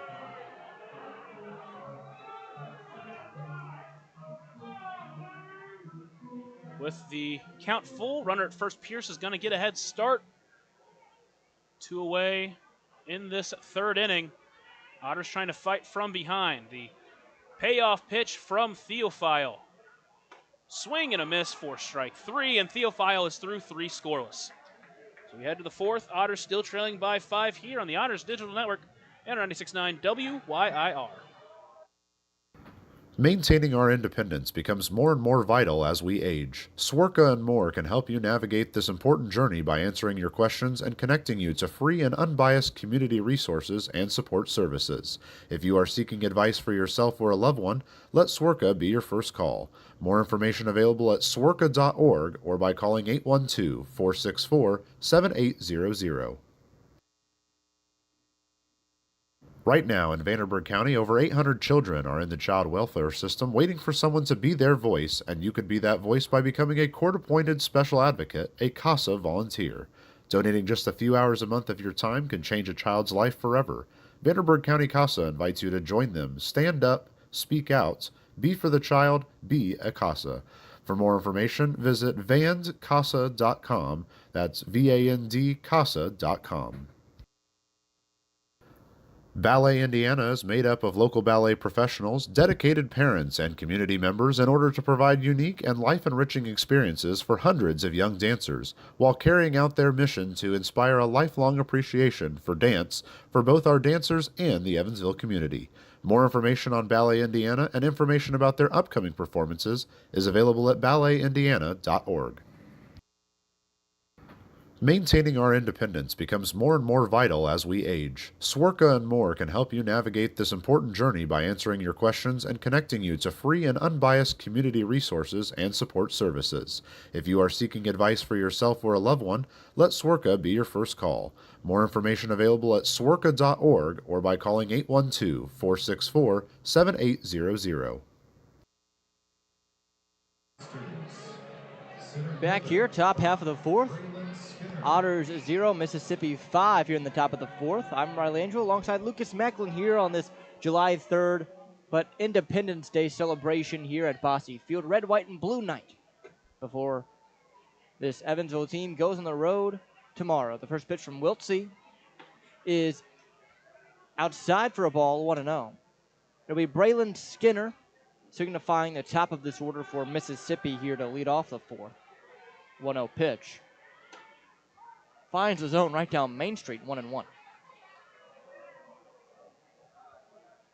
Skinner tonight has walked and struck out.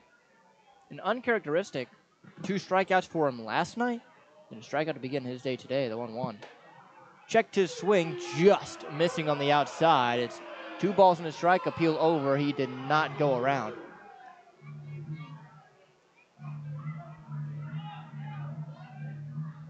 Tell you what, Jacob Cackett is hearing it tonight behind the plate from every which way. The 2-1 swung on and missed, blew it by him, 2-2. This Evansville team really got to be on the back of Ryan Wiltsey right now. We'll see how he does here. This is his second inning of work as the 2-2 is swung on and missed, strike 3. German-American Bank strikeout, second for Wiltsey. Because if Wiltsey is able to give them 3-4 strong innings and allow this offense to have a chance to get back into it, that is huge. Given the way this series has gone, just so frustrating. Now it's Kyle Booker in the pitch. That one just misses down low. It's a ball and no strikes. Booker 2 for 2 quickly. 2 RBI double, 2 innings ago in the second. Wiltsey, deep breath, begins the wind in the 1-0. Misses wide again, 2 balls, no strikes.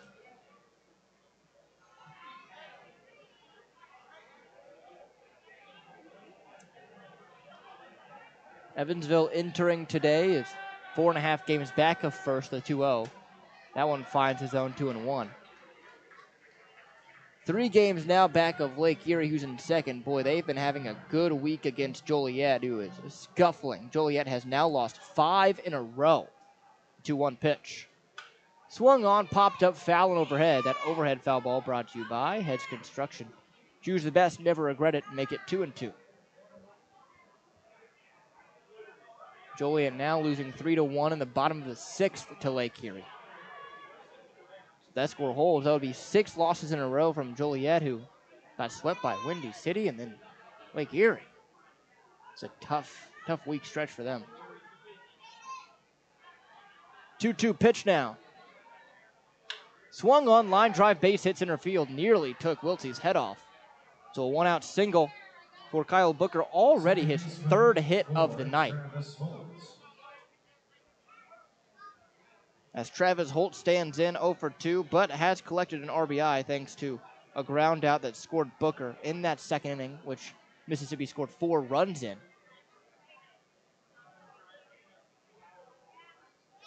5-0 Mud Monsters, top of the 4th. Wiltsey with the pitch out of the stretch. Finds the zone at the bottom edge, 0-1. Evansville already with 4 hits, doubling their total from last night.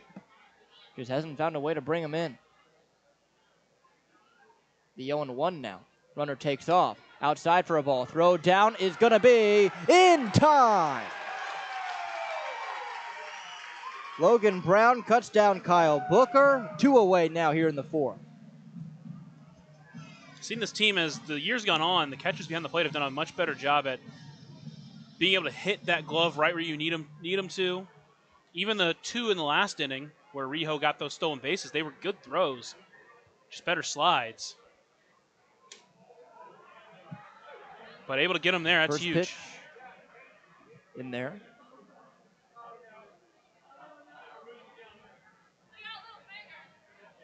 Time called.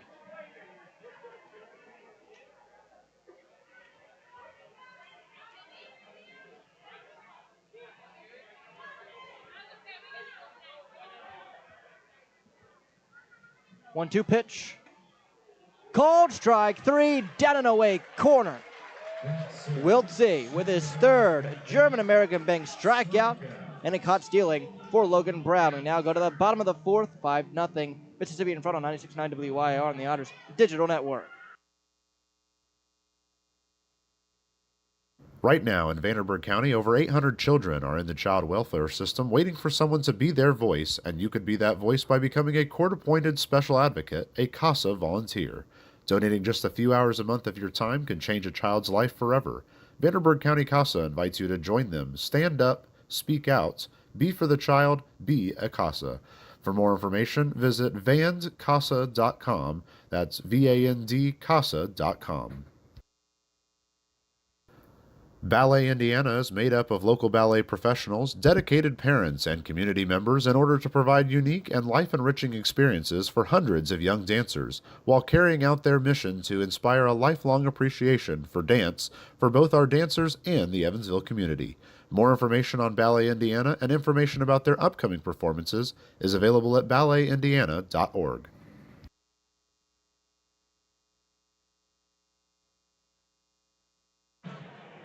Bottom of the 4th, 5-0 still. Mississippi leads it, but they were not able to score in the top half of this 4th. Hopefully this offense can get something going again.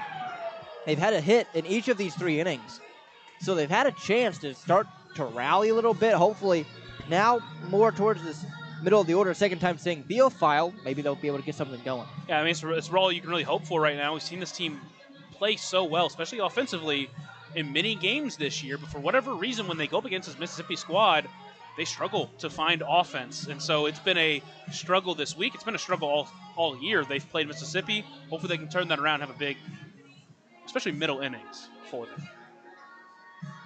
JT Benson, LJ Jones, Pavin Parks, 4, 5, and 6 due. Theophile here in this 4th frame. So far is, like we said, given up 4 hits, but 3 have been stranded.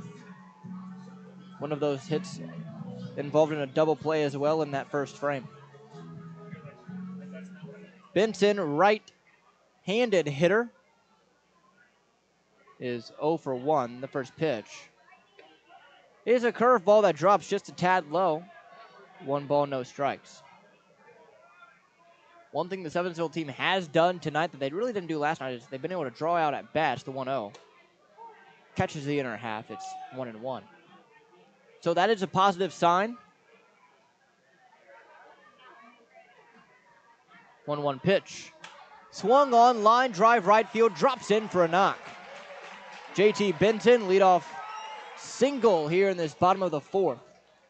And you can see they're seeing this guy pretty well for the most part. They just haven't been able to string those hits at the same time. It's been a hit here, a hit there, and a hit here. Now, hopefully you get back-to-back hits, back-to-back walks, whatever it is, to start putting some pressure on this pitcher.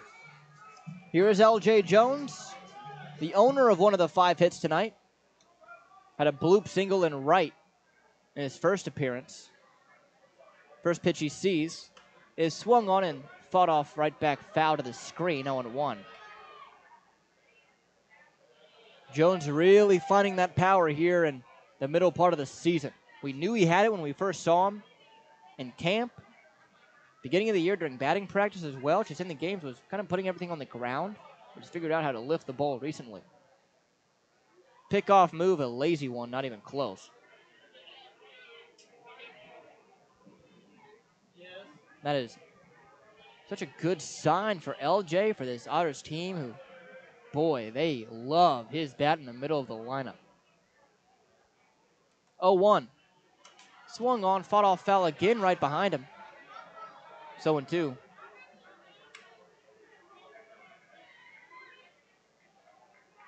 LJ also just a fun guy to be around. Always having a good time, always in a great mood. You can tell he really enjoys playing the game he loves, and it's contagious, that's for sure.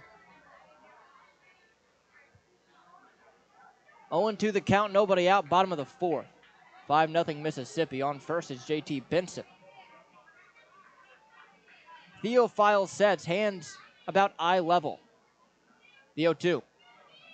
Swung on, line drive, base hit, left field. 2 in a row now for Evansville. Benson, a wide round of second, but retreats back to the bag. 2 runners on to lead off here in this 4th inning. Absolutely. About as perfect of a start at this inning you can ask for. Just got to keep it rolling. Did a great job just putting his arms out there and finding a hole. Brings up Pavin Parks. Parks is 0 for 1 on the year. He has really improved those numbers as of late. 270 entering today is the batting average.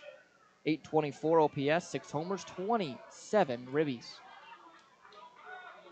He is number 28, standing 180 feet away at second base. First pitch. That one down and outside. 1 ball, no strikes. The past 2 nights, Mississippi has sent a starter into the 7th. So their bullpen not beaten up at all.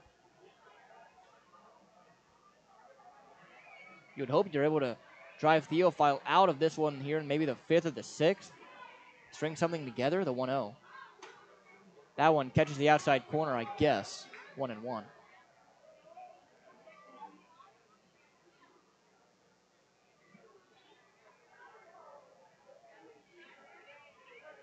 Parks' left-handed hitter is ready. Awaits Theophile, who agrees with L'Antigua and sets. Out of the stretch, the 1-1 here to the Otters DH. Inside and near the back foot, make it 2 balls and a strike.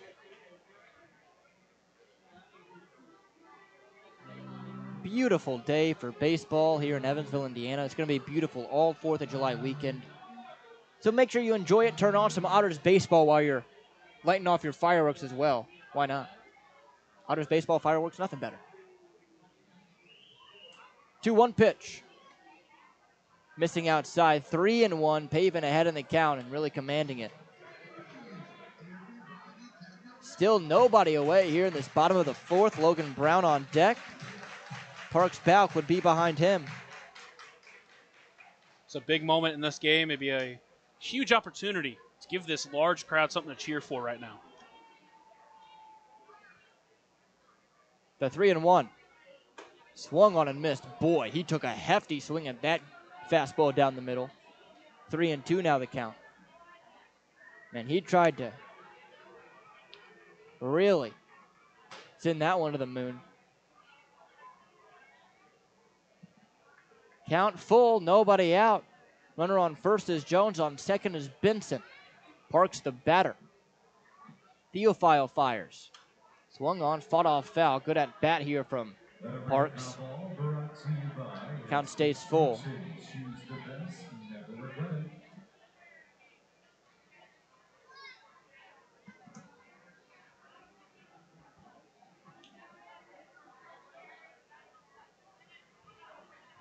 will do it again on the payoff. It's been 2 straight fastballs here from Theophile. The pitch. High ball 4. Bases loaded. Nobody out here in the bottom of the 4th. And now Evansville with a real chance to claw their way back into it. Now you just have to, I mean, again, it's just about, at this point in this game, just keep passing the torch. Keep getting on base, finding ways to get on base, find a way, even if you can, try to split a gap or anything. Keep allowing some of those runs to come back. Even if you just get 2 or 3 runs in this inning, that is a huge step in the right direction for a team that has only scored 3 runs all week. Here's Logan Brown.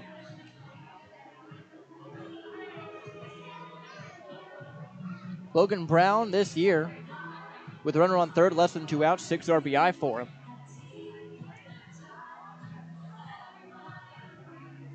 Really, at this point, just elevate the baseball. The one thing you really don't want to do is put it on the ground to an infielder.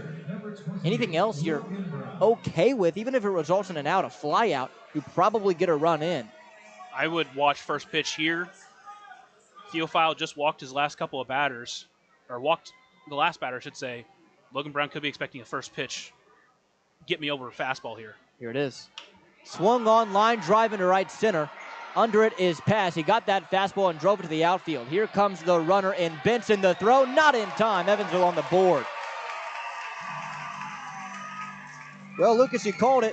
Got himself an RBI. Say Logan Brown loves attacking first pitch. You just get a guy who just walks somebody to try to throw a fastball in there to get by you. But unfortunately, he just jammed him a little bit. He didn't get as much of the ball as he wanted to, but still enough to get a run in at the very least.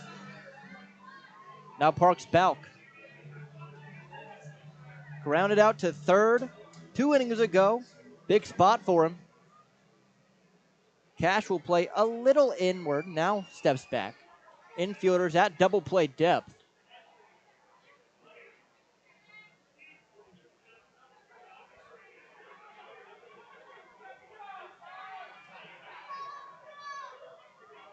Balk, the first pitch he sees, is high for a ball, 1-0. Balk also wearing some red, white, and blue American flag-themed batting gloves right now. The stars and stripes covering those gloves. 1-0 pitch. Swung on, fouled right back off the catcher. Make it 1-1. Had a good rip at a down and in 92-mile-per-hour fastball. Just couldn't quite square it up. Maybe a little behind it as well. Both bullpens quiet, as you would expect from Evansville. Mississippi rolling with their guy in Theophile here. A ball, a strike, and out. 5-1. Evansville trails by 4 here in the bottom of the 4th. The pitch. Bins in there for a strike on a hanging curve. 1-2.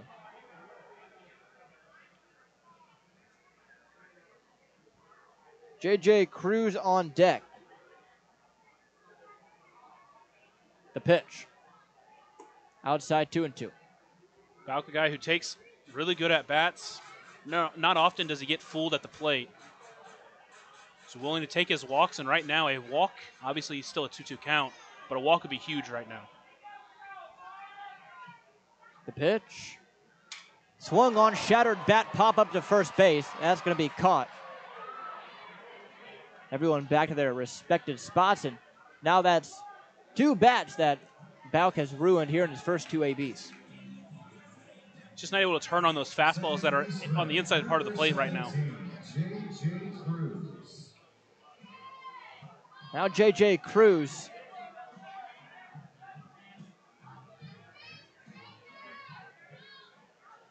Cruz, 4 home runs, 25 RBI, a .252 batting average so far this season.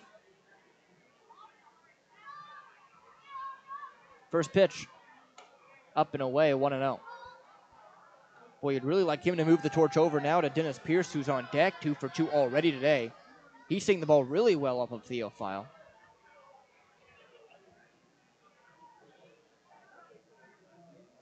.1-0 pitch. Right down the, well, not right down the middle, just catches the bottom part. 1-1.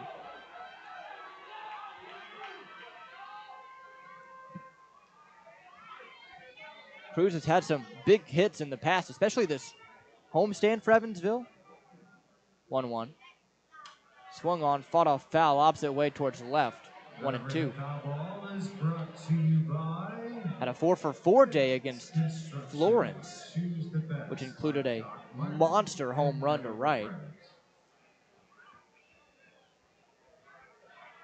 Behind in the count, 1-2 here. 2 away here in the fourth. The pitch. Bounced it. Briefly got away from Lantuigua, but he kept it enough in front of him to where neither runner able to take advantage. Count 2-2.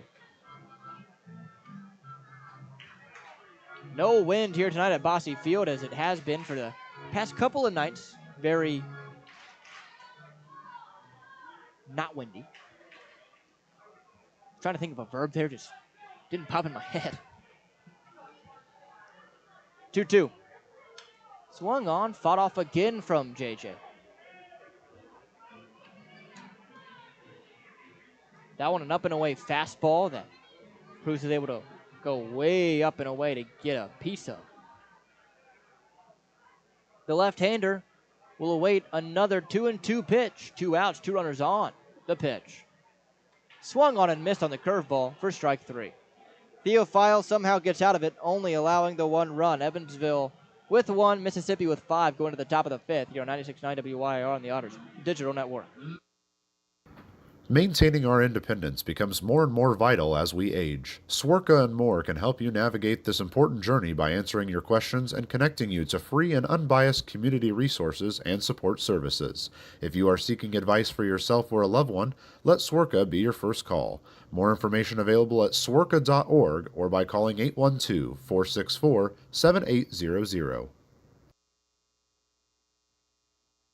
Right now in Vanderburgh County, over 800 children are in the child welfare system waiting for someone to be their voice, and you could be that voice by becoming a court-appointed special advocate, a CASA volunteer. Donating just a few hours a month of your time can change a child's life forever. Vanderburgh County CASA invites you to join them. Stand up, speak out, be for the child, be a CASA. For more information, visit vandcasa.com. That's VAND CASA.com.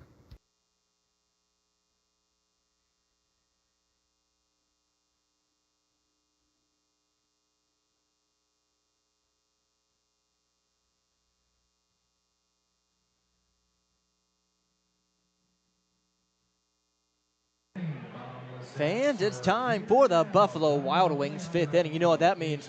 Bottomless apps are now here. Dine in only. Visit either Evansville location, 5405 Pearl Drive and 715 North Green River Road for details. Wiltsey still on the mound here in this Buffalo Wild Wings 5th. We will face Victor Diaz, Correll Paz, and Nilo Rijo to begin. He's been really good in these long outings. You wonder if at some point, if they need a starter, if they'll start going to him in these games, because he's looked really good. And like I said, when he's had to go longer, when he's even had to start, he's looked really good. First pitch to Diaz. That one bends in and finds the top shelf, 0-1. And really, that showed it in that outing where he had to come in after starter was able just to go a third after an injury. 0-1 pitch. Low, 1-1. And that's a game where he didn't prepare to go that long, but he had to. And he looked good, kept them into the ballgame. The next pitch, another breaking ball. That one missing just outside. Now count 2 balls and a strike. Wiltsey begins the wind, kicks and fires. Swung on and missed, finally threw the fastball right by him, 2-2. Diaz tonight, 1 for 2 as the designated hitter. The pitch. Swung on, grounded up the middle for a base hit. So a leadoff single here for Mississippi off the bat of Victor Diaz. That one a down and away changeup maybe that he was able to go out and put on the ground just hard enough up the middle. Just found the hole that was really there because of the shift. Bauk playing more towards third base than he was second base. Just found the open hole between Bauk and Cruz. Now Correll Paz. First pitch that he sees is swung on and popped up, third base side. Over to it is Pierce in foul territory near the coaching box, makes the catch, ranging back towards the line now for the first out.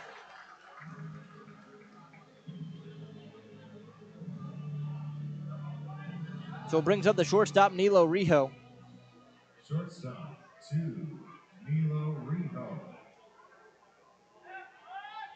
Rijo at short this series has been solid defensively.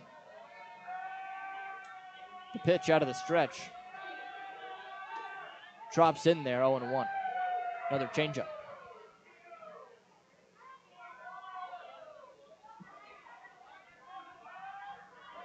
So Wiltsey going a lot with the off-speed stuff right now to the middle part of this order. Is the 0-1 pitch. Called a strike down and away on the fastball, 0-2. Wiltsey, one of those guys doesn't throw incredibly hard, but able to keep guys off balance with his mix.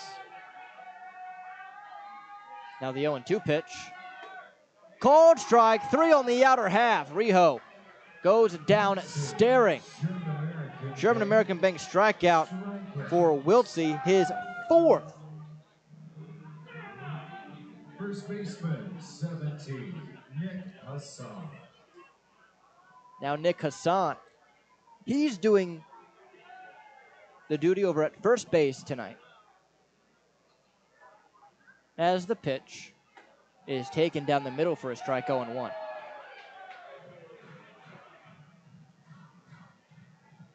Hassan singled in the second, flew out an inning later in the third. As the pitch. Curveball just missing outside. 1-1. Not a bad pitch there by any means. Just a great take from Hassan on a pitch that was probably in the zone for about 95% of that path. 1-1. That one finds the zone. I mean, that was further outside, but we'll take it 1-2. I do think they are struggling to pick up the fastball versus the off-speed pitch. I think it's what he's really done very well. Similar to what we saw from Mitchell in the last game, where he's just doing a good job tunneling it, and it's so hard for them to pick up whether it is a fastball or it's an off-speed pitch. The 1-2 now. Checked his swing, didn't go around, and missed outside, 2-2.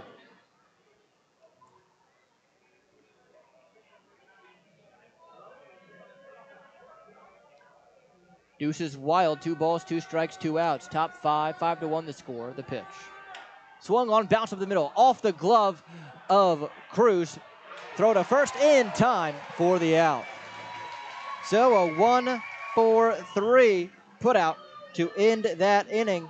We now go to the bottom of the 5th, 5-1 Mississippi here on 96.9 WYR on the Otters Digital Network.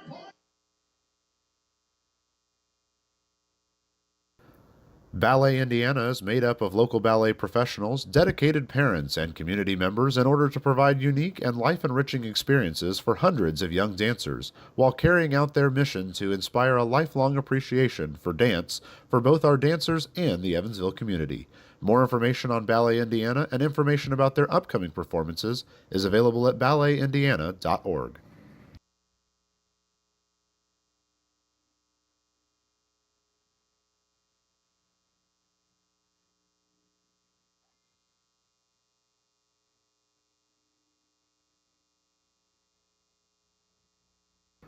Maintaining our independence becomes more and more vital as we age. Swerka and more can help you navigate this important journey by answering your questions and connecting you to free and unbiased community resources and support services.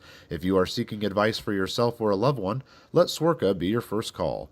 More information available at swerka.org or by calling 812-464-7800. It's the bottom of this Buffalo Wild Wings 5th inning. And also, fans, bottomless apps are now here at Buffalo Wild Wings. Dine in only. Visit either Evansville location, 5405 Pearl Drive or 715 North Green River Road for details. Rodney Theophile about to face this order for the 3rd time. They've seen him well. They finally scored off of him last inning. We'll see maybe if this 3rd time through the order, the numbers skyrocket. Yeah, you really hope that you're back at the top of the lineup. Hopefully you have one of these innings that we've seen so many times where you're able to put up 4, 5, 6 runs. They've done it in first innings many times this year. If you can do that right here and get yourself back into this game, whether it's either getting closer or getting to the lead, it'd be huge here for Evansville. It'll be Dennis Pierce, Graham Brown, David Mindom, the 3 that are due. here on this red, white, and blue night. Boy, what a crowd we have here in Evansville. I mean, what's your guess? Give me a solid one. I'm not bad with numbers. I'm going to say 4,057. That's my official guess. I think we're in the 4,000s. I would guess. With so many people here. Now, let's see if the Otters can put some muscle into it and get this crowd even louder. Pierce, blast one, left center field, back, track, wall, see ya!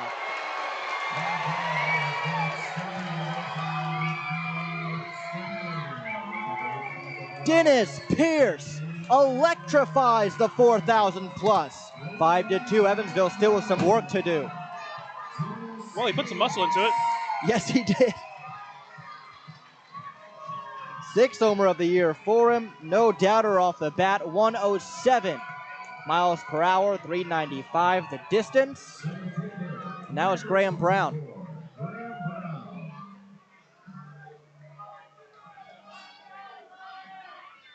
First pitch to Brown now. Swung on, banged down the line at third, but foul just out in front, 0-1. And you could tell after he got out of the box on that one, he was a little bit upset. Middle, off-speed pitch. It was hung, but he just was a little bit out in front of it. 0-1.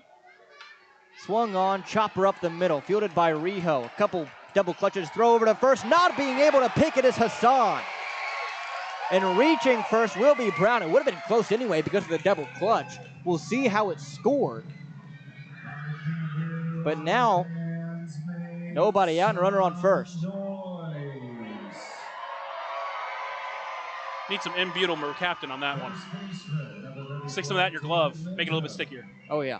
Put some pine tar in there, why not? That's same thing, pretty much. Yeah. Different word, same. Different technicality, the minute chemistrial differences between one feel and one tar. Here's David Mindom now, as it did go down as an E6. Mindom the first pitch. Bender below the knees, 1-0. And now here's the chance. It feels like right now the momentum shifting to your side. You really want to get a couple on, get a crooked number up there. I know he probably won't do it with how far off that third baseman is playing. A bunt down the third base line would be a huge play here. 1-0. Swung on, hit in the air to left. Over to it is Booker, tailing towards the line, and it gets out of play. Might have even had the distance. It's like Oregon almost hit a home run to left. Yeah. 1-1 the count. Off the bat didn't seem like he hit it that hard, but. Yeah, Mindom's got a lot of power to left field. That's where you've seen him get his extra base hits. His home runs is usually left field, left center field. When he does pull the ball, usually it's him rolling over it, but when he's making good contact, you see him go out to left field, typically. 1-1. Catches the back door on the curveball. It's 1-2. I'll tell you what, there's a couple of these breaking balls that he's really left up there. Yeah, but you get a pitch like that, that's one where you're probably thinking it's either high or away, and backdooring a pitch like that's really tough to read. But he's definitely left some middle that have been very hittable.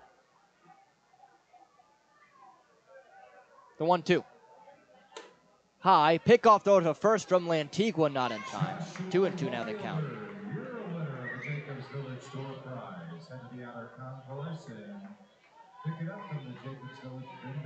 Brown has been dancing over there at first. During this at bat, decent lead for him. 2 balls, 2 strikes the count. Nobody out, one already across here in the bottom of the 5th. The pitch. Swung on, hit softly in the air to left. Over to it, Booker, medium depth, makes the catch for the first out. Now JT Benson. It's another one of the off-speed pitches. He left a little bit too much of the plate, but just got in a little bit more than what Mindom, I think, thought was going to get in on him.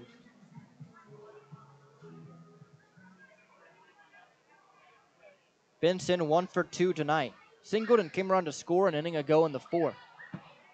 Evansville trails by 3, 5-2 currently.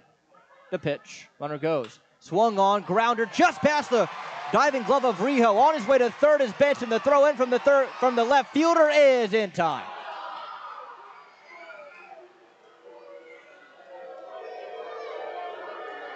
Brown took a gamble trying to head to third on the hit and run and didn't pay off. Now 2 away. Yeah, but that was hit so hard, and it was into left field. You almost have to, even though you were running, kind of double check yourself and make sure you can get in, because the way this inning was going, it was going so well in your direction. Giving him a free out can be a killer of these rallies. It's L.J. Jones. Boy, he has been scorching. 2 for 2 tonight. First one, runner goes. In there for a strike, no throw down. That's going to be a stolen base here for Benson. An epic stolen base provided by Epic Insurance Midwest. So now runner in scoring position for Jones with 2 away. Tell you what, a couple of times that bag out at second base has come out of its place, and the third base umpire fixing it a little bit there.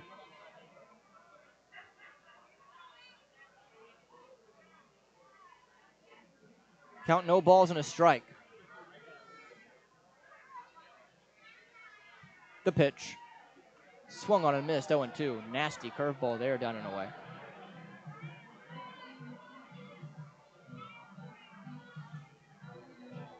Time called by LJ. There's some barking coming from the Evansville dugout again. Got to be careful here.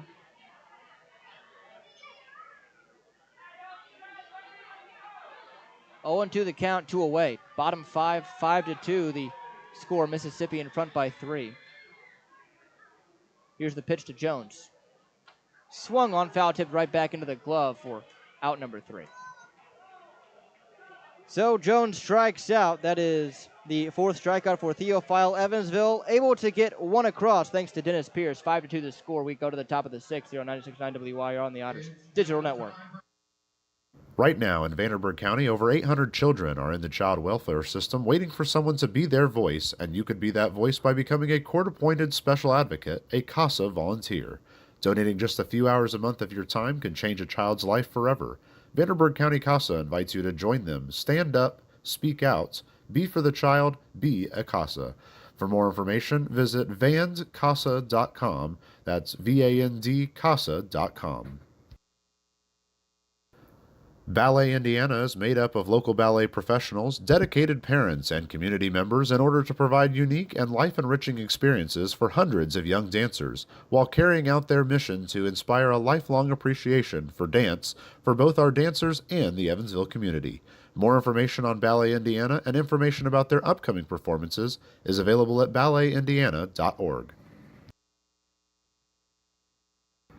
Maintaining our independence becomes more and more vital as we age. Swerka and More can help you navigate this important journey by answering your questions and connecting you to free and unbiased community resources and support services. If you are seeking advice for yourself or a loved one, let Swerka be your first call.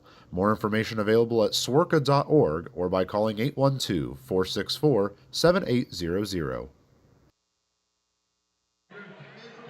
Time for the top half of the 6th. Evansville was able to get 1 back and threatened all inning in the 5th, but could only score 1. We'll see what happens here in this top half of the 6th inning, as it's Ryan Wiltsey still on the bump.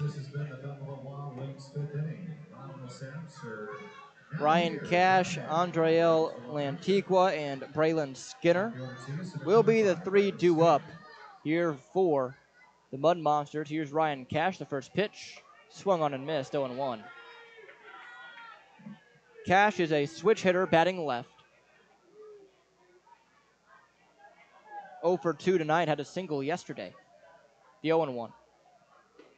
Bender drops in there for a strike, down and in quadrant. 0-2.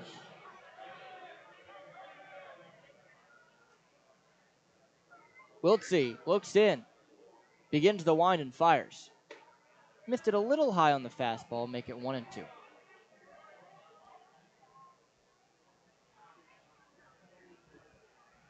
Cash has struggled offensively this year, at least statistically, the 1-2. Swung on, fought off foul opposite way towards the left and out of play. Make it still 1-2. 205 is average entering play today, just a 531 OPS. As he calls time. Man, after that bottom of the fifth, you really want Wiltsey to come in here and toss a scoreless 6, get those bats back up, even though they're only able to score 1. They were really heating up there in the inning.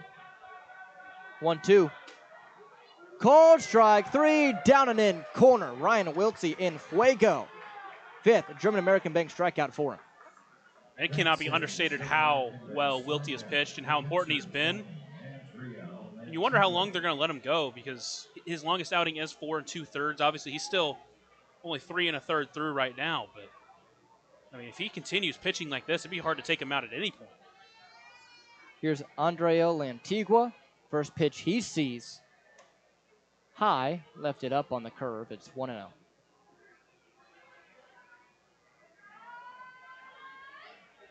Wiltsey sets with his hands about chest high.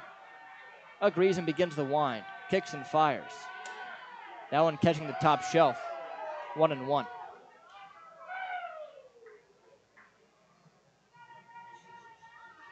Mississippi scored 4 in the second, 1 in the third. They have 7 hits and an error. It's a 1-1 pitch. Catches the bottom edge, 1-2.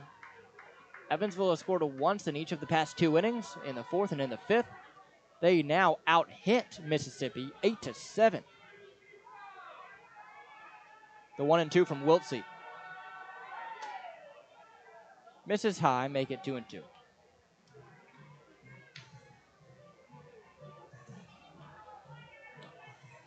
Time called by Lantigua. Will step out of the right-handed batter's box, take a practice hack. Now steps back in. Taps the bat head to the far edge of the plate and sets. Wiltsey, the 2-2. Swung on, popped him up. Behind the plate, under it is Logan Brown, but he runs out of room as it's overhead and out of play. As that overhead foul ball brought to you by Heads Construction. Choose the best and never regret it. So 2 balls and 2 strikes, still the count with 1 away, top of the 6th. Mississippi 5, Evansville 2, here on this Thursday night.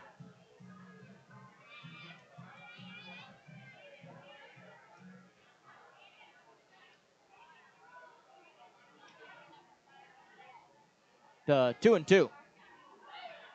Swung on and missed strike 3. Drop third strike. Brown tosses to first in time for the second out. 6th German-American Bank strikeout for Ryan Wiltsey. He has been so good as of late. He has a 2.25 ERA in his last 16 innings pitched. It has been an incredible stretch of games for Ryan Wiltsey right now. That is now the most strikeouts in a game by a reliever and by the Otters this season. As the pitch to Skinner, low, it's 1-0. Last time it was done, the last closest one was Yohan Gonzalez having 5 against Washington earlier this month, the 1-0.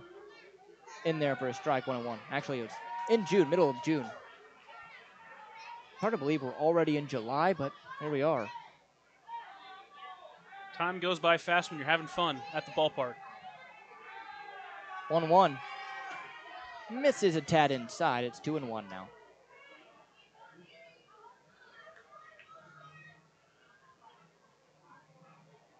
Two balls, a strike, 2 outs. The pitch. Swung on, tapped foul at the plate, and it drifts towards the third base side. Count now 2 balls and 2 strikes. There are 2 outs here in the inning as Skinner will get a new bat, as guess what, fans? There goes some more lumber. Go get your new lumber at Niehaus Lumber.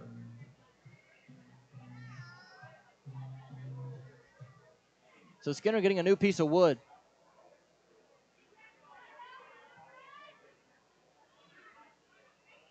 Again, 2 balls and 2 strikes against him. He is 0 for 2 tonight. He walked back in the second as the pitch. Called strike 3. Ryan Wiltsey strikes out the side, his 7th German-American Bank strikeout. We go to the bottom of the 6th. Evansville trails by 3, 5-2 here on 96.9 WYIR on the Otters Digital Network. Right now in Vanderburgh County, over 800 children are in the child welfare system waiting for someone to be their voice, and you could be that voice by becoming a court-appointed special advocate, a CASA volunteer. Donating just a few hours a month of your time can change a child's life forever. Vanderburgh County CASA invites you to join them. Stand up, speak out, be for the child, be a CASA. For more information, visit vandcasa.com. That's VAND-CASA.com. Ballet Indiana is made up of local ballet professionals, dedicated parents, and community members in order to provide unique and life-enriching experiences for hundreds of young dancers, while carrying out their mission to inspire a lifelong appreciation for dance for both our dancers and the Evansville community. More information on Ballet Indiana and information about their upcoming performances is available at balletindiana.org. Maintaining our independence becomes more and more vital as we age. Swerka and More can help you navigate this important journey by answering your questions and connecting you to free and unbiased community resources and support services. If you are seeking advice for yourself or a loved one, let Swerka be your first call. More information available at swerka.org or by calling 812-464-7800.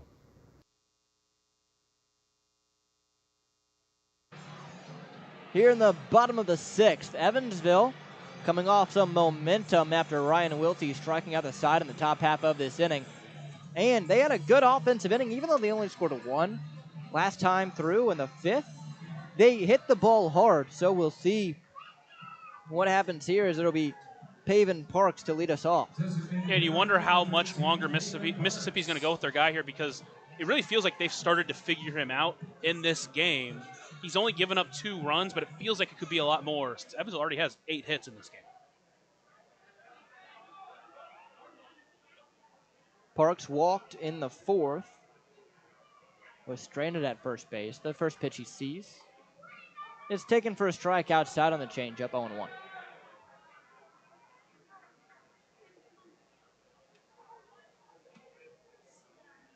The pitch.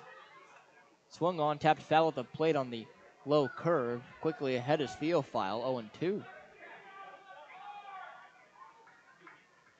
Logan Brown on deck after him, Parks Balk.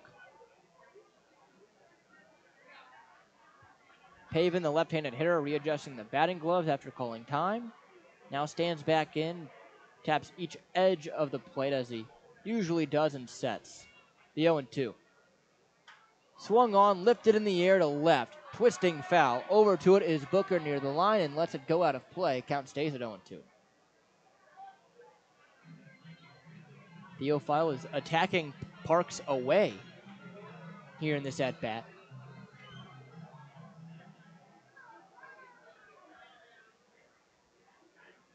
The pitch. Swung on, softly grounded to first. On a bad hop, Hassan brings it in and touches first for the first out.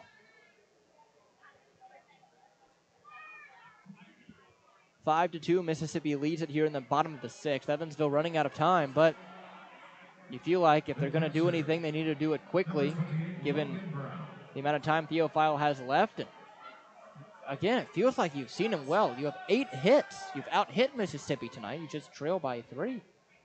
The pitch to Brown. Squares around, places it down to bunt third base side. This is a good one. Theophile fields, throws, not in time. Bunt single for Logan Brown, win against the shift. Yeah, and it's the same thing that we've talked about before. We tried to do it last night. Put down a bunt where they're not respecting the bunt at all. It doesn't matter his speed. There's no one anywhere near that ball. You're going to force Theophile to make a tough play where he's to pick it up and throw it across his body. And you can see the first baseman, Hassan, he was trying to make sure he didn't throw it, because there's a high likelihood that a throw like that goes off canter somewhere, and all of a sudden Logan Brown's at second base. Quickly time called as Lantigua will go out and talk to his pitcher in Theophile. You would think if Parks Balk gets on here, or if Balk gets out and Cruz gets on, you would think no matter what, the 4th time through the lineup, they're going to bring in that arm. I think the leash is definitely getting shorter, especially if you get to a point where the tying runs up at the plate. I think for me, that would definitely be the moment where you'd at least think about it. You'd have to at least think about it. Surprised they aren't, well, so maybe getting up a lefty, but a lot of righties in this lineup after J.J. Cruz. Balk is 0 for 2. Still searching for that first Otters hit. The pitch. Outside, it's 1-0. Brown, not necessarily a stolen base threat over at first. Doesn't have one this year. The pitch. Outside, 2-0 now. Both times, Balk has been retired on a inside fastball.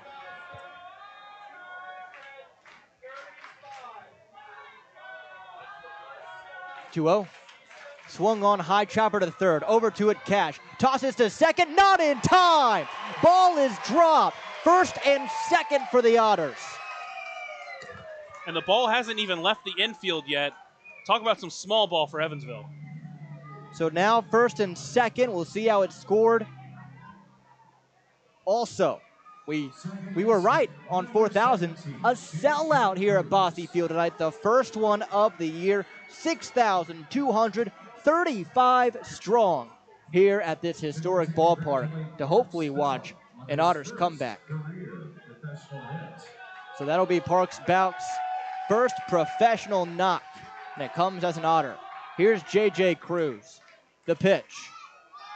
He takes a fastball outside for a strike, 0-1. Yeah, in all the midst of the sellout and the crazy play, I forgot his first professional hit. Congratulations to Balk, who's, again, he's worked so many great at-bats. It was only a matter of time before that happened.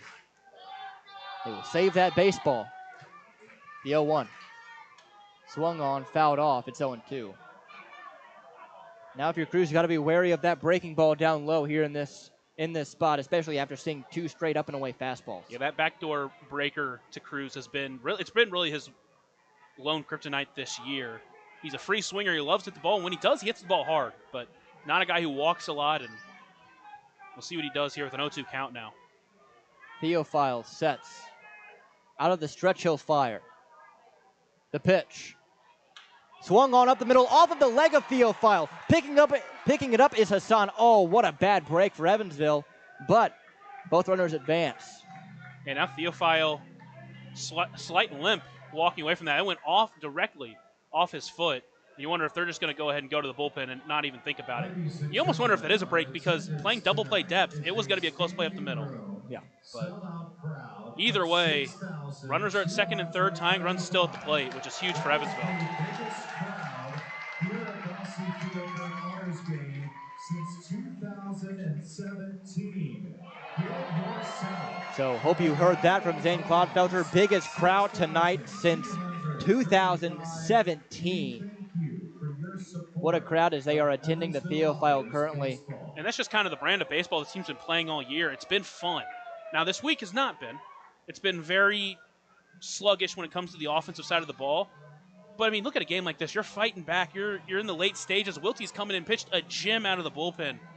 And the way this team has been able to score double digits, it's been a fun team to watch this year. And again, we're only about halfway through the year. You hope to keep it up. And they're going to let Theophile at least throw a couple of pitches, whether it's to allow that pitcher out in the bullpen to get warm. But it looks like he is warm, just kind of in a ready waiting position. We'll see what they do with Theophile. Again, for me, it would be surprising if they leave him in to face Dennis Pierce, who's 3 for 3 with a homer against him. Yeah, that's probably the biggest thing for me, is that, well, I guess you could intentionally walk him if they wanted to. But and they are going to bring in a new arm, so Theophile's day is done. When we come back, we'll talk about the new guy. Theophile exits 5-2 Otters threatening here in the 6th. You're listening on 96.9 WYIR on the Otters Digital Network. Right now in Vanderburgh County, over 800 children are in the child welfare system waiting for someone to be their voice, and you could be that voice by becoming a court-appointed special advocate, a CASA volunteer. Donating just a few hours a month of your time can change a child's life forever. Vanderburgh County CASA invites you to join them. Stand up, speak out, be for the child, be a CASA.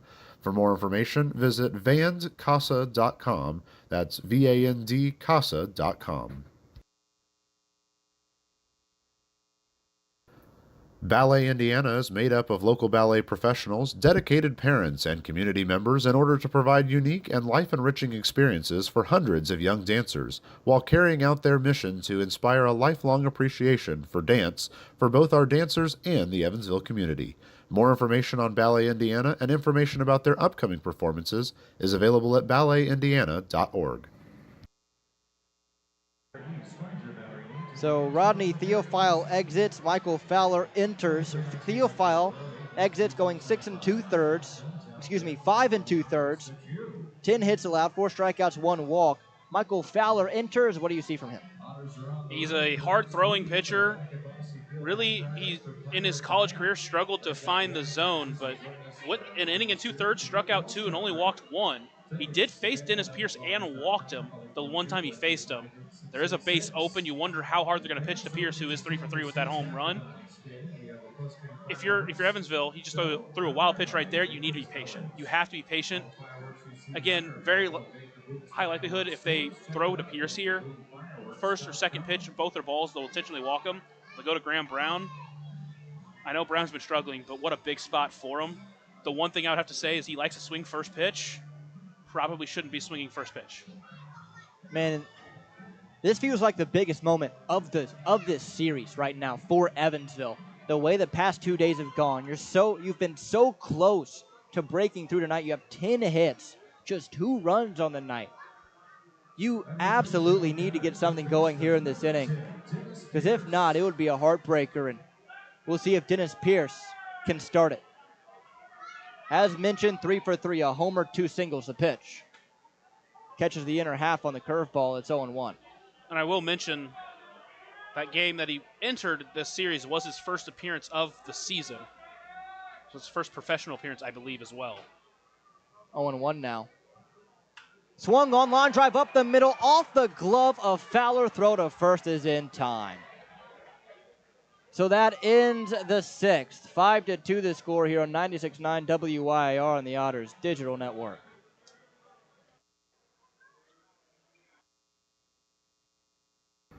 Maintaining our independence becomes more and more vital as we age. Swerka and more can help you navigate this important journey by answering your questions and connecting you to free and unbiased community resources and support services. If you are seeking advice for yourself or a loved one, let Swerka be your first call. More information available at swerka.org or by calling 812-464-7800.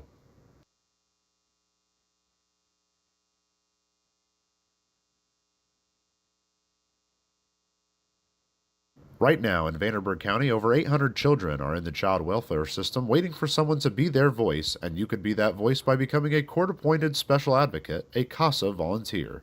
Donating just a few hours a month of your time can change a child's life forever. Vanderburgh County CASA invites you to join them. Stand up, speak out, be for the child, be a CASA. For more information, visit vandcasa.com. That's VANDCasa.com. Ballet Indiana is made up of local ballet professionals, dedicated parents, and community members in order to provide unique and life-enriching experiences for hundreds of young dancers, while carrying out their mission to inspire a lifelong appreciation for dance for both our dancers and the Evansville community. More information on Ballet Indiana and information about their upcoming performances is available at balletindiana.org.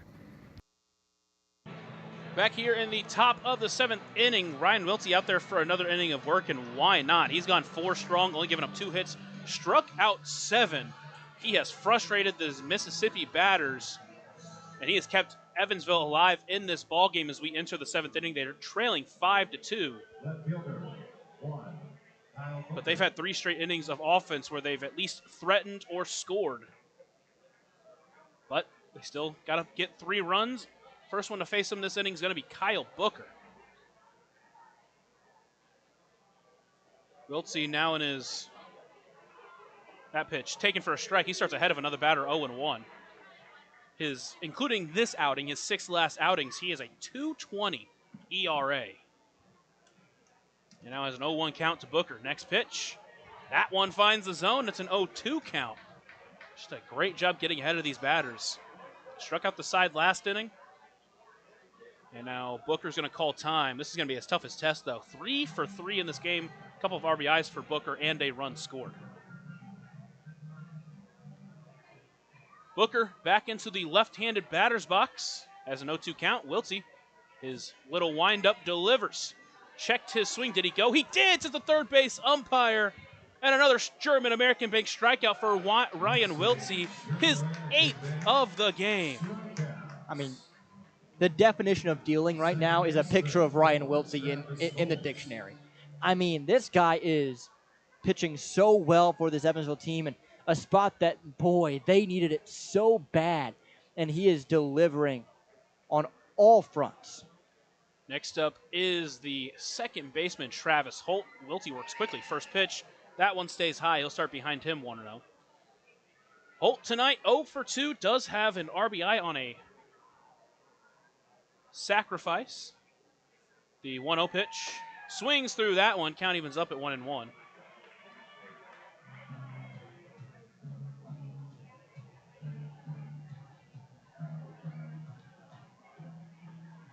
You step back into the right-handed batter's box. The 1-1 pitch just misses outside. Count moves to 2-1.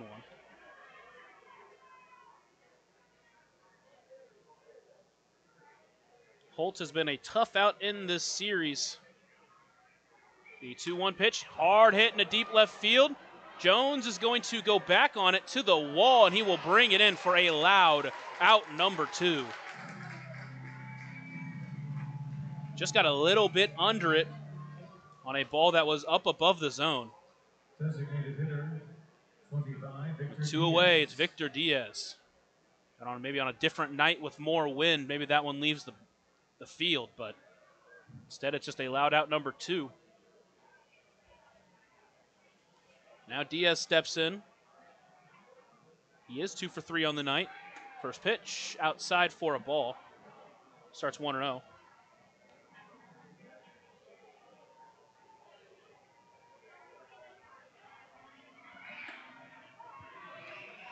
Called strike there. Count moves to 1-1.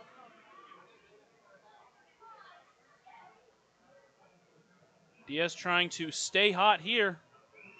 1-1. Misses just a bit outside. Count moves to 2-1. Diaz DHing tonight after catching last night. Awaits the 2-1 pitch. Fouls that one back. Count moves to 2-2. Wiltsey's starting to work quickly, and man, he has been in a groove, so why not?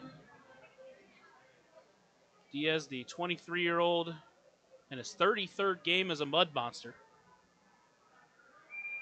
The 2-2 pitch just missed outside. Count runs full.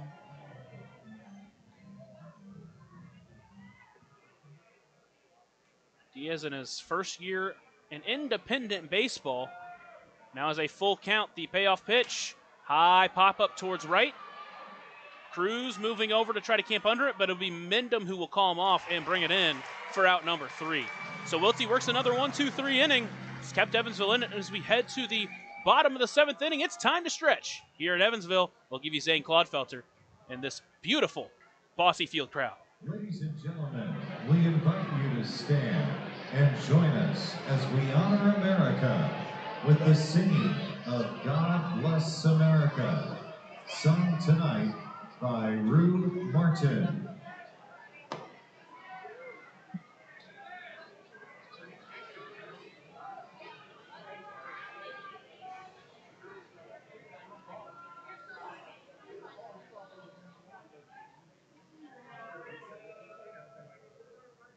God bless America, land that I love. Stand beside her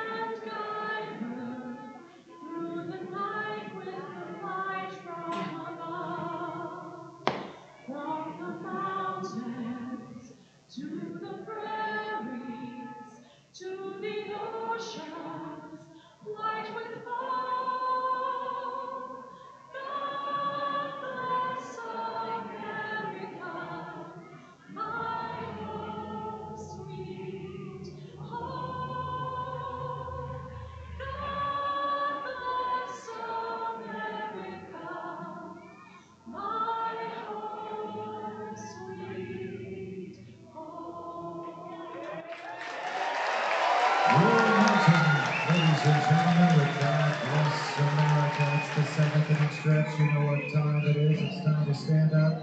Keep standing as we sing Take Me Out to the Ball Game. Here we go. Take me out to the ball game. Take me out to the crowd. Buy me some peanuts and Cracker Jack. I don't care if I never get back, and we'll root for the Otters. If they don't win, it's a shame. For it's 1, 2, 3 strikes, you're out of the old ball game. Nicely done. Happy 4th, and let's get some runs. Maintaining our independence becomes more and more vital as we age. Swerka and more can help you navigate this important journey by answering your questions and connecting you to free and unbiased community resources and support services. If you are seeking advice for yourself or a loved one, let Swerka be your first call. More information available at swerka.org or by calling 812-464-7800.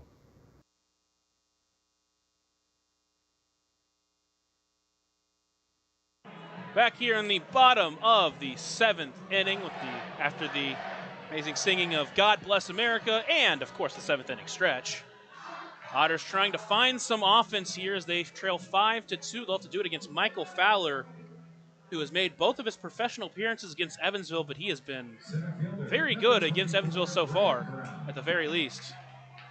Tell you what, though, I mean, there's just a feeling in the air right now that this offense is so close to just blowing up. There have been so many chances for them, and you really hope they can just figure it out here tonight. First pitch to Graham Brown. Swings at that one, fouls it up overhead. An overhead foul ball brought to you by Heads Construction. Choose the best, never regret it. Fowler up at 95 miles per hour, and he feels like he's found something here with Mississippi. Finished up his senior season at Southern Miss, only pitching 7 2/3. Pitched to a 9.39 ERA, where he almost walked as many batters as he struck out. But so far, he's found success, at least against the Otters. Pitches from the windup, the 0-1 pitch. Bender, hard hit in the left field. That one's going to get foul. And out back into the field. Went off the corner of the wall down the infield. Now it's an 0-2 count. See a couple of times, Brown's just been just out in front of those hanging off-speed pitches. Man, baseball it's just so frustrating sometimes, especially for a guy like this. Now he's got an 0-2 count against the right-handed pitcher Fowler. The 0-2 pitch, Bender checked his swing, didn't go, says the first base umpire, Matt Beaver. Count moves to 1-2. The Otters with 9 outs to score 3 runs. Seen this team score runs in bunches before. They need it right now. The 1-2 pitch to the Otters center fielder as Fowler agrees now, delivers from the windup. Fastball stays up and away. Count moves to 2-2. Again, a guy who has a ton of speed, a lot of movement or off-speed stuff. If he can control it, he can be very dangerous, but that's been his struggle, at least through college, was controlling it. Now he's got a 2-2 count to Brown. Sets, delivers, off-speed pitch, got him swinging. Disappearing curveball. Now the Otters with 1 away here in the 7th. Number 34, David Mendham. And now with 1 away, David Mendham steps up. Just trying to reignite this Otters offense that has been so close to exploding in this one. Scored runs in the 4th and the 5th. Left 2 runners on in the 6th without getting a run in. First pitch to Mendham. Stays low. Starts ahead 1-0. Stranded 9 in this ballgame so far. 8 in this ballgame. Sorry, I can't count. Mendham in the left-handed batter's box. The 1-0 pitch. Takes that one. Called a strike at the upper corner. Count evens up at 1-1.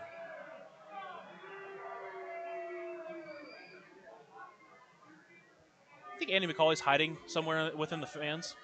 I mean, good luck picking him out of 6,000. 1-1, chopper up the middle. Rijo is there. Throw behind second base in time to first. And quickly they're 2 away here in the 7th inning. Right fielder, number 9, J.T. Benson. So Fowler has come in and silenced the Otters bats so far. Next it's up to J.T. Benson to try to extend the 7th.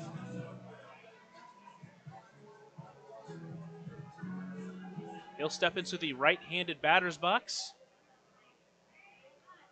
Awaits the first pitch from Fowler. Gets into his windup and delivers. First pitch, breaker, stays inside, and he's ahead 1-0. Benson is 2 for 3 on the night. Trying to extend the 7th inning. The 1-0 pitch. Another bender. That one does bend enough. Count evens up at 1-1.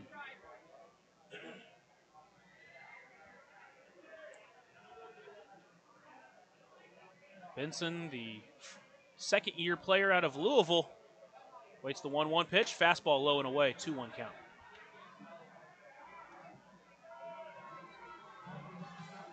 Last year for Lake Country, had 91 at-bats where he had 2 home runs, 4 doubles, had a 385 OBP. Bender stays inside. Now it's a 3-1 count. But man, this year with Evansville, he's found a power stroke. Second on the team in home runs with 7.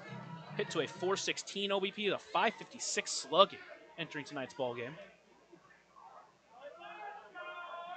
The 3-1 pitch, swinging hard, fly ball in the deep left field. That one is going back to the track. Add one more for Evansville. And they cut that lead down to 2. They just keep crawling back little by little. JT Benson now tied for the lead in home runs with 8 on the season. Otters trail 5-3. Man, and just stuff like this is why you keep thinking this team is so close tonight. I mean, you get one of these big hits in one of those situations with runners on, and it's a completely different ball game. I think they're outplaying Mississippi tonight. It's that one inning, man. It's that one inning. Now it's LJ Jones. He steps into the right-handed batter's box. Still 2 away here in the 7th inning. First pitch, bender. That one does find the zone, and he's ahead 0-1. Crowd got loud for that one. Still loud in this ballpark. The 0-1 pitch. Another bender. That one runs outside. Evens the count up at 1-1. Just a note, Keenan Taylor is on the bench. Could be used in a big situation if needed. 1-1 count. Bender in the dirt and away. It's a 2-1 count now. And you wonder as we look deeper in, if they get down to the lineup with runners on with Bauk or even Cruz, if Keenan Taylor could come in and take a big at-bat, because he's been so clutch all year. 2-1 pitch. Fastball swung through it. Wanted that one, but just came up empty. Not the 2-2 count. Not too often you can say in this league that someone was very early on a 94-mile-per-hour fastball, but man, LJ was geared up for that one. Was ready, got excited. That pitch was a little bit above the zone, but doesn't matter where it's at. He can launch a ball. Counts 2-2 to LJ Jones. He took his time, and now he's back into the right-handed batter's box. Had a long home run last night. 2-2 pitch, Bender chops it foul, and he stays alive. He did a really good job right there of, I mean, he was committed out of the hand because he thought it was a fastball, but you could see him physically slow down his swing to take a piece of that one, even though it was below the zone, fouled it off himself. A really good job in the middle of his swing to slow it down and somehow battle it off on a really nasty slider. Jones also 2 for 3 on the night. 2-2 count, 2 away, 1 in this inning. Otters trail 5-3. Here comes the 2-2 pitch to Jones. Bender left it up, but he just fouled it off. We'll do 2-2 again. Feels like as this team started to see Fowler more and more, they're starting to get a feel for his pitches. Count still 2-2. We'll see where Fowler goes here. Pitch, fastball, fouled off by Jones. They stay alive. That one took a little bit off of that one at 88. Maybe more of a sinker, but good job for LJ Jones to make contact with it.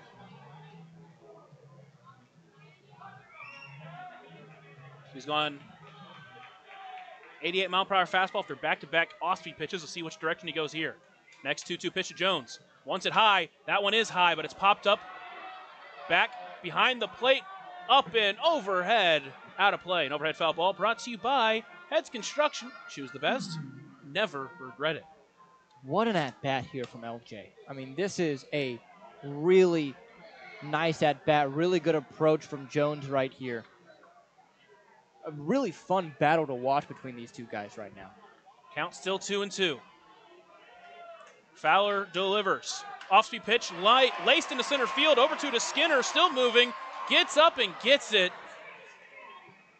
102 off the bat is allowed, out number 3, but the Otters do get a run back. They trail by 2 after the Benson long home run. We'll head to the 8th inning, still trailing by 2 here on the Otters Digital Network. Right now in Vanderburgh County, over 800 children are in the child welfare system waiting for someone to be their voice, and you could be that voice by becoming a court-appointed special advocate, a CASA volunteer. Donating just a few hours a month of your time can change a child's life forever. Vanderburgh County CASA invites you to join them. Stand up, speak out, be for the child, be a CASA. For more information, visit vandcasa.com. That's VAND-CASA.com.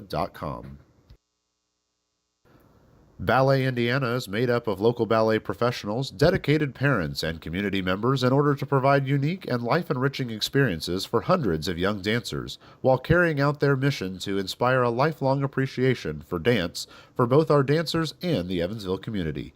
More information on Ballet Indiana and information about their upcoming performances is available at balletindiana.org. Through 7, Otters trailing by 2. Ryan Wiltsey out there for another inning of work. And he has just been shut down. He's gone 5 innings, given up 2 hits, and struck out 8 Mississippi batters. What a game for Ryan Wiltsey so far. Yeah, and he absolutely deserves to be out there right now in this close game situation in this inning. And they don't even have anyone up and stretching and warming up right now. He has been the guy so far today. And, man, I mean, he just looks untouchable currently. Let's hope that it continues that way here in this 8th. And he's already beaten his own record of 4 1/3 innings for a reliever, the most by a reliever, with 5. First pitch to Paz, off speed is a strike, and he starts ahead of him 0-1. And after tonight, he might have earned himself a starting job.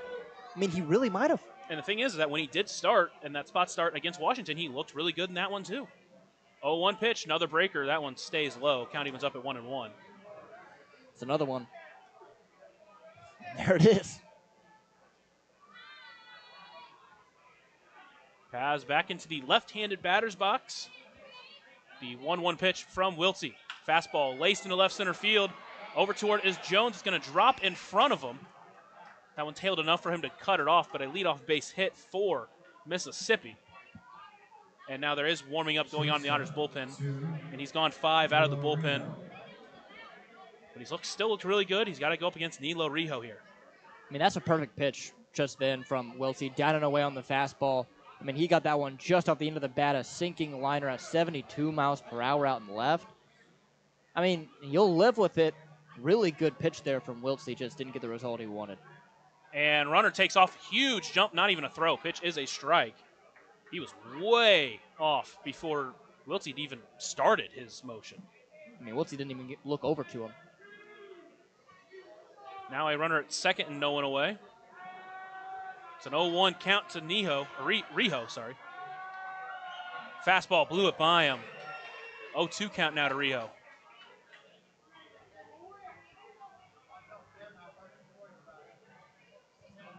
The Otters still trailing by 2. Really need to keep that runner from scoring from second.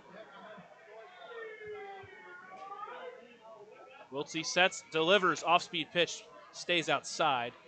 Count moves to 1-2. It's Nolan Thebe up in the pin right now for Evansville. Mississippi with some action too. The 1-2 pitch to Rijo. First check over to second. Slided feet first. Back in did Paz.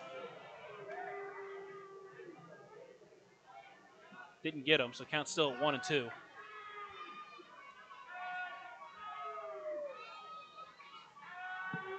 Wiltsey set, looks over at second, a couple of times, now delivers the 1-2 pitch.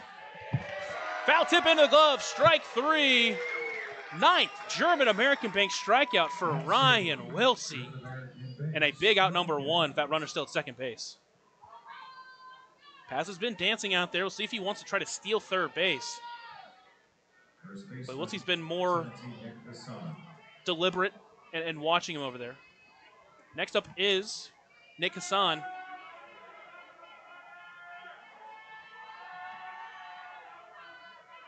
First pitch, swinging, checked his swing. He fouled it off. It's going to be a strike 1.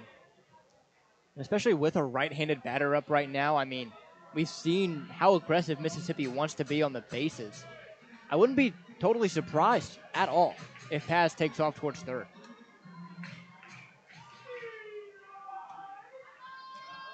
The 0-1 pitch from Wilsey. He delivers. That one just missed outside. Count evens up at 1-1.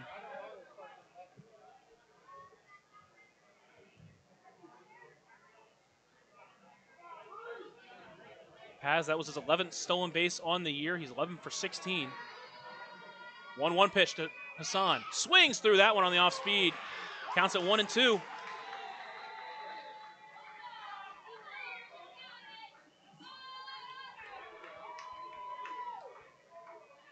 Wilsey has Hassan at 1-2. 1 away, runner at second. Otters trailing by 2 here in the top of the 8th. He looks back, now looks in. The 1-2 pitch, Bender just fouled off by Hassan. Dropped his bat behind him. An overhead foul ball brought to you by Heads Construction. Choose the best, never regret it. Count still 1-2 for Hassan. Picks his bat back up. Get some fresh pine tar on it. Now he steps back into the right-handed batter's box. Wilsey looks in. Now he comes set. Looks back at second. Now delivers the 1-2 pitch. Fastball, looper into left field. It's going to get down for a base hit, and that insurance run is going to come in to score. Hassan's going to try to make it a double. Throw in is going to be in time and get him. So Hassan tries to get aggressive and gets cut down. But that run does come in to score, and that lead is now extended back to 3 for Mississippi. Third baseman, 7. I mean, he made a good pitch there. Down and in. Wasn't hit incredibly hard, but certainly not a barrel. And Wilsey, I mean, that's what he's given up tonight. He's given up weak contact, and that one just found a hole in a spot you really didn't want it to find. And I mean, you live with it. He's still been so good, man. Next is Ryan Cash. Switch hitter hitting lefty. First pitch to him. Taken for a ball. Home crowd letting the home plate umpire Jacob Cackett hear it. Counts now 1-0 to the third baseman. Wilsey looks in, now winds up and delivers. That one hit hard into left. Benson over to the wall, looks up at it, and that one is gone. So a 2-out home run, and Mississippi has now jumped out to a 4-run lead. They lead 7-3.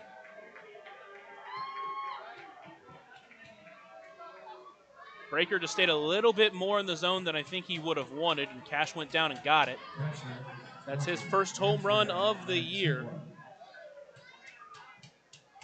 Inning extends to Andrea Lantigua. I think that's going to do it for Wilsey, and it does. He's going to exit. Gave up a couple of runs in this inning, but he was excellent. He'll finish with 4 hits allowed, 5 hits allowed, 2 earned runs, striking out 9, and really settled down this Mississippi offense to really give Evansville a shot. But now Evansville's going to need 4, and they're going to need to get out of this inning. Nolan Thebe, the new pitcher, when we're back here on the Otters Digital Network. Maintaining our independence becomes more and more vital as we age. Swerka and more can help you navigate this important journey by answering your questions and connecting you to free and unbiased community resources and support services. If you are seeking advice for yourself or a loved one, let Swerka be your first call. More information available at swerka.org or by calling 812-464-7800.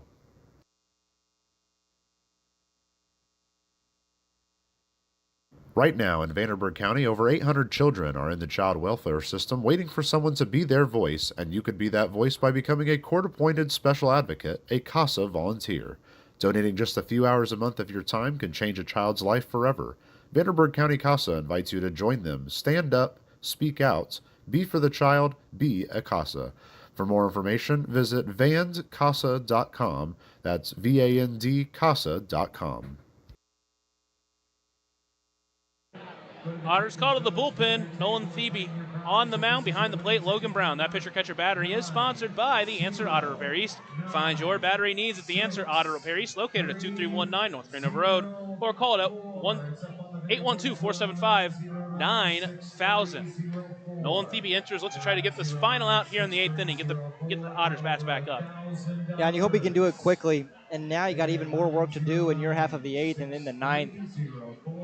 I mean, they've been so close, and those 2 runs scoring here in this inning, it really hurts. But take a bow, Ryan Wiltsey. He had such a good outing, 9 strikeouts over 5 1/3. Basically had a start tonight when he didn't expect to. And again, just such a good outing from him. Obviously, nothing taken away from that outing with those 2 runs scoring. First one to meet him is going to be the catcher, Andrea Lantigua. Thebe did go up against this Mississippi squad back in game 1. He went 2 scoreless innings, gave 2 hits, struck out 3. Is fouled up and overhead. Count moves to 1-2. 0-2.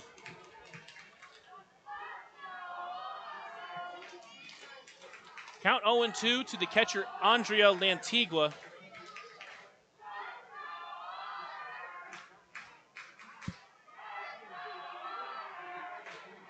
The 0-2 pitch to Lantigua.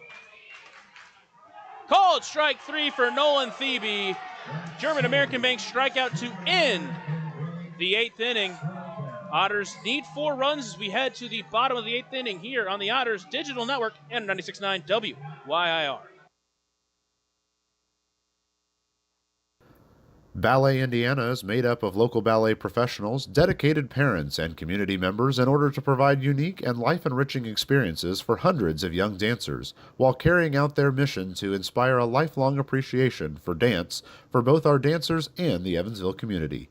More information on Ballet Indiana and information about their upcoming performances is available at balletindiana.org.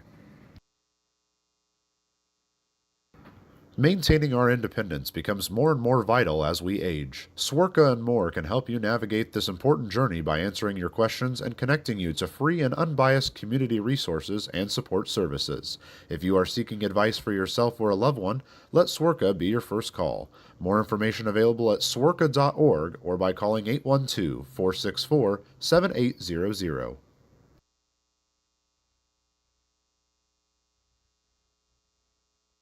Right now in Vanderburgh County, over 800 children are in the child welfare system waiting for someone to be their voice, and you could be that voice by becoming a court-appointed special advocate, a CASA volunteer. Donating just a few hours a month of your time can change a child's life forever. Vanderburgh County CASA invites you to join them. Stand up, speak out, be for the child, be a CASA. For more information, visit vandcasa.com. That's VAND-CASA.com. Call to the bullpen for Mississippi is Chris Barraza. Barraza on the mound. Lantigua behind the plate. That pitcher-catcher battery is sponsored by the Answer Auto Repair East. Find your battery needs at the Answer Auto Repair East, located at 2319 North Granover Road, or call 812-475-9000. Tell them the great Zane Claudefelter sent you. So Barraza enters, and he's been one of their most lockdown relievers. Enters with a 1.80 ERA and 15 appearances, has 3 saves and 20 innings pitched, but does walk more batters than he strikes out. 19 walks to 16 strikeouts. You hope you get more of a walk-heavy outing than a strikeout-heavy outing from Barraza. Yeah, and I mean, that would be something that kind of helps this offense. Again, it's just been a weird game because the offense feels like they've played well, but they only have 3 runs on the board. It's just been one of those nights. So you know that the bats are rolling. I mean, they have 11 hits. That if you get a couple of walks, all of a sudden you're back in it. Barraza just doesn't allow hits.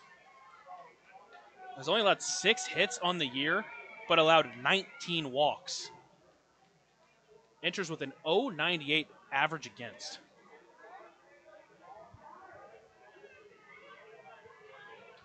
The third time he's faced Evansville this year. First pitch to Parks. First one to face him is outside for a ball, and he starts ahead 1-0. Pitched a almost clean first inning against Evansville. He did give up a run unearned. Pitched 2 clean innings against Evansville a second time outing. Did walk 2.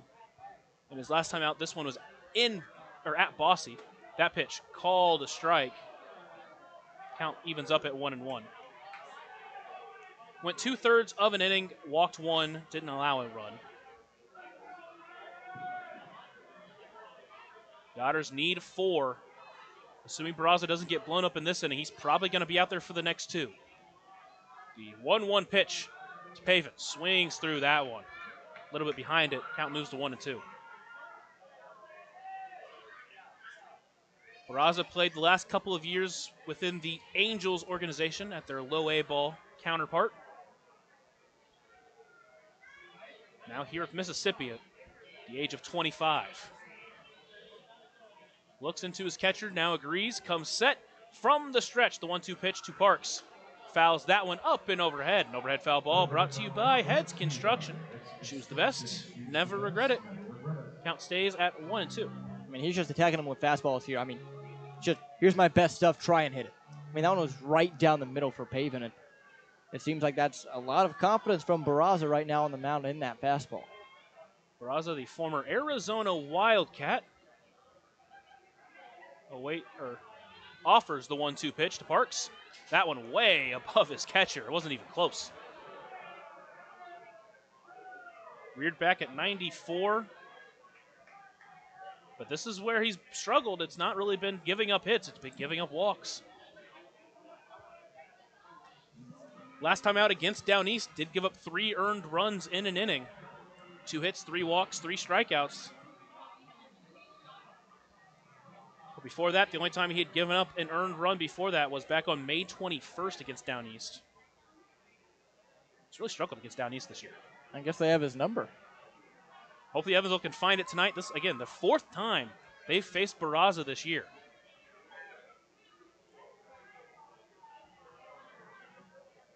Barraza with a 2-2 count on Pavin Parks. Looks in, now agrees and comes set and delivers the 2-2 pitch. Low in the dirt, 3-2. Again, all fastballs, so I think you can guess what he's going to throw here on a 3-2 pitch. Logan Brown on deck.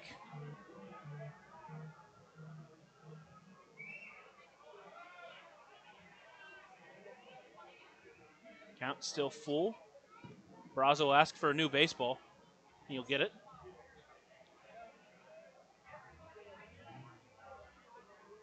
Parks steps back into the left-handed batter's box. He's been so good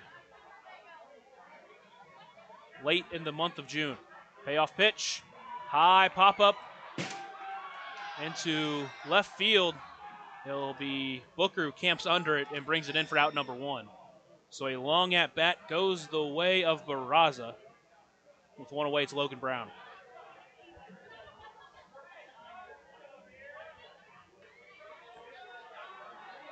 Barraza having a conversation with his catcher, Lantigua, after that long at-bat.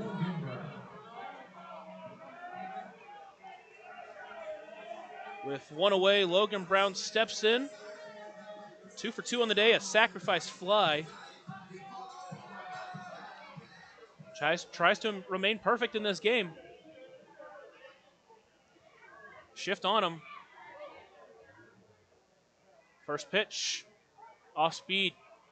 Put it in there, and he's ahead 0-1. So the third baseman, Cash, initially charged just in case he wanted to try to put down another bunt, but he didn't. He's doing it again. Now he's back out. The 0-1 pitch, off speed, inside. Almost got him. Count evens up at 1-1. The Otters at a night where they've out-hit Mississippi. Trail by 4. The 1-1 pitch to Logan Brown. Fastball. Blew it by him. Came up with nothing. Count moves to 1-2.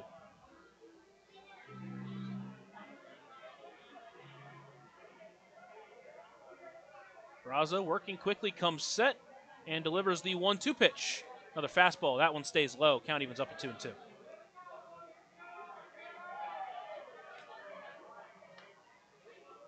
The Otters trying to avoid a sweep of Mississippi, or being swept by Mississippi.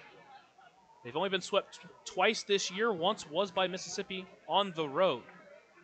The 2-2 pitch, off speed, a looper into center field. In on it is Skinner. It's going to drop in front of him. And a one-out loop base hit for Evansville, and they've got something cooking here in the 8th inning. Third hit of the night for Logan Brown, and he's had a good day. Now you hope that just sparks something with Balk due up, and after him, J.J. Cruz. You got to imagine with a guy like Barraza, who's pretty wild, a guy like Balk who takes good at-bats. Hopefully it favors Balk here. Did record his first professional hit earlier in this game. Steps into the right-handed batter's box. Bottom of the lineup just trying to set the top of the lineup up here. First pitch to Balk. Off speed, almost hit him, but just missed. Count moves to 1-0. Balk didn't do too much to get out of the way of that one. I mean, why would you, right? Yeah, any means necessary at this point. Balk extended his on-base streak to 5. This hit earlier. That pitch stays high. Count moves to 2-0. He's reached base in every game he's started. The only game he hasn't reached base that he appeared in was the one he entered in the bottom of the ninth inning, where he was just a defensive substitution. 2-0 pitch does catch the zone. Count moves to 2-1.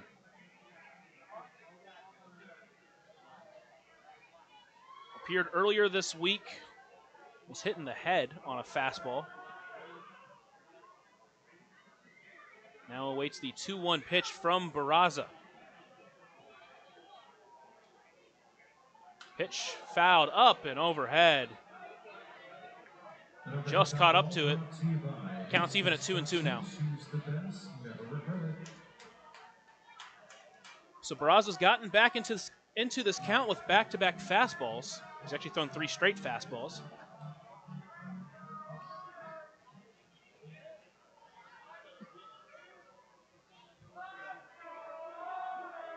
Looks in to his catcher, now agrees and comes set. And delivers the 2-2 pitch to Balk. Off speed, out and away, count runs full. See what direction he goes here. Tried to get him on the off-speed pitch, but Balk wasn't fooled.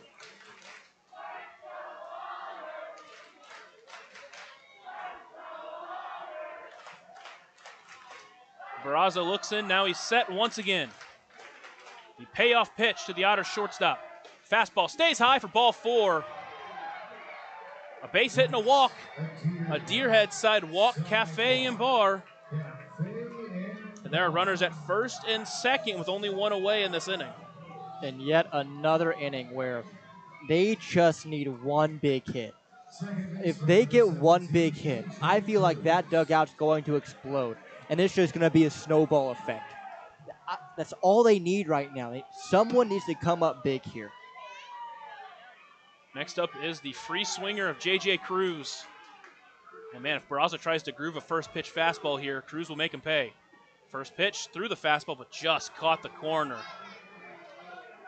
Starts ahead 0-1. Perfectly placed pitch from Barraza there.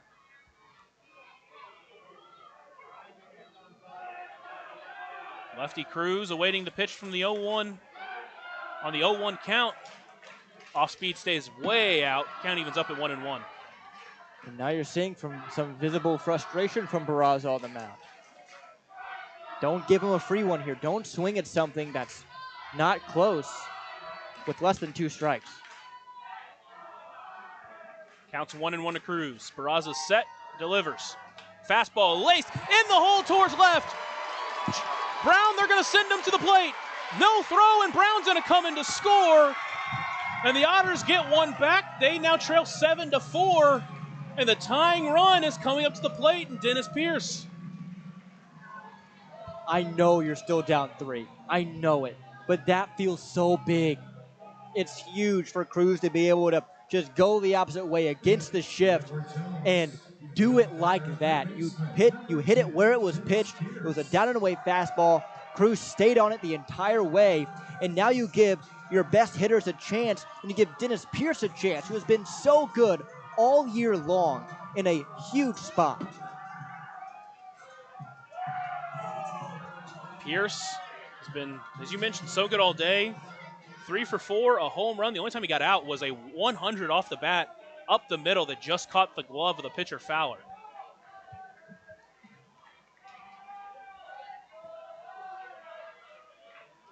Barraza, first pitch to Pierce, comes set, delivers. Fastball out, called a strike. Maybe just caught the edge of the plate.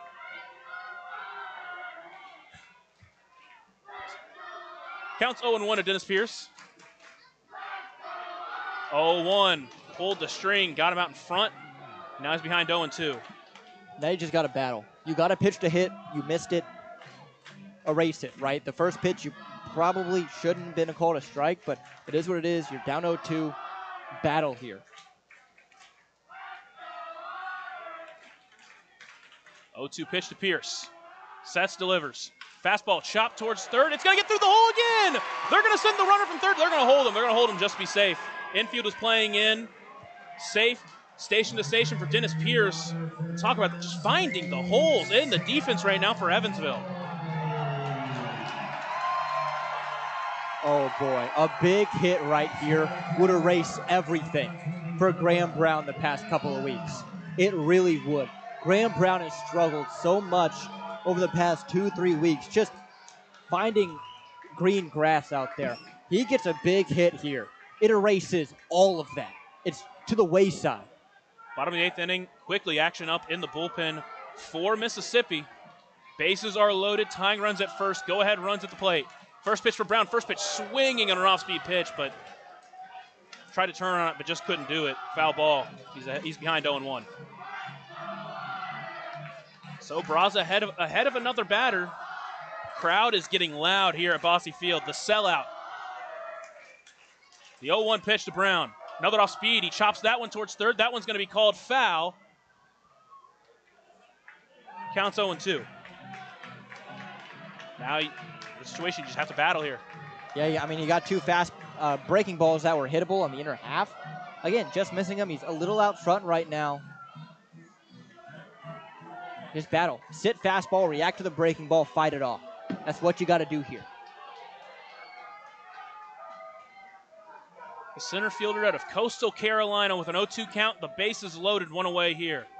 The 0-2 pitch. Off speed, loops it into right field.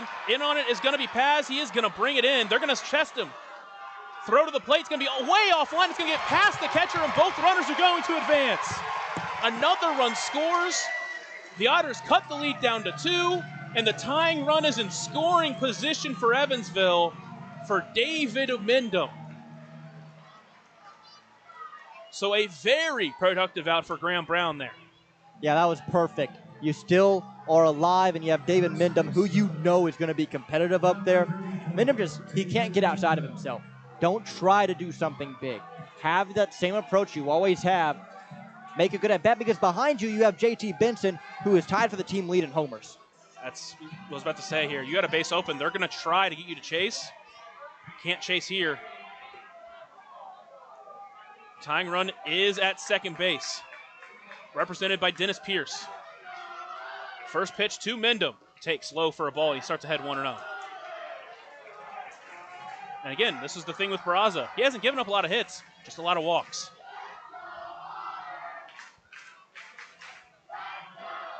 Crowd gets loud again. 1-0 count to David Mendham. Barraza is set and delivers. That one stays outside. It's a 2-0 count. I know you want to swing in a hitter's count, but man, I almost take till you see a strike against this guy. You have to. He's been more consistent with his off-speed pitches. See where he goes here with the 2-0 count to Mendham. 2-0 pitch. Fastball outside, ball 3.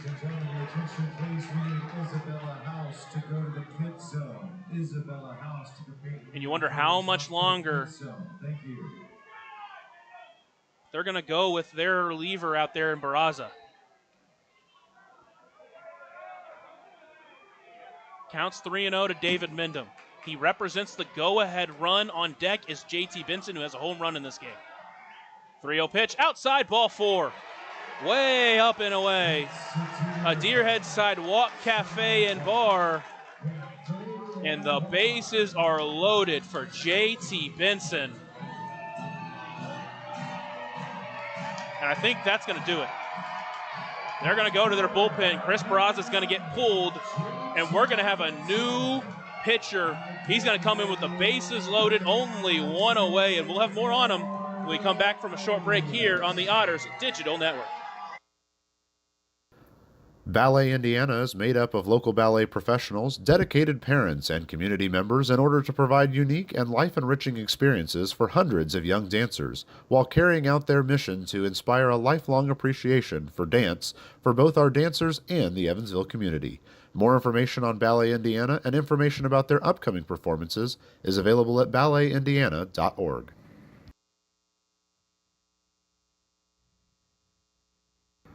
Maintaining our independence becomes more and more vital as we age. Swerka and More can help you navigate this important journey by answering your questions and connecting you to free and unbiased community resources and support services. If you are seeking advice for yourself or a loved one, let Swerka be your first call. More information available at swerka.org or by calling 812-464-7800.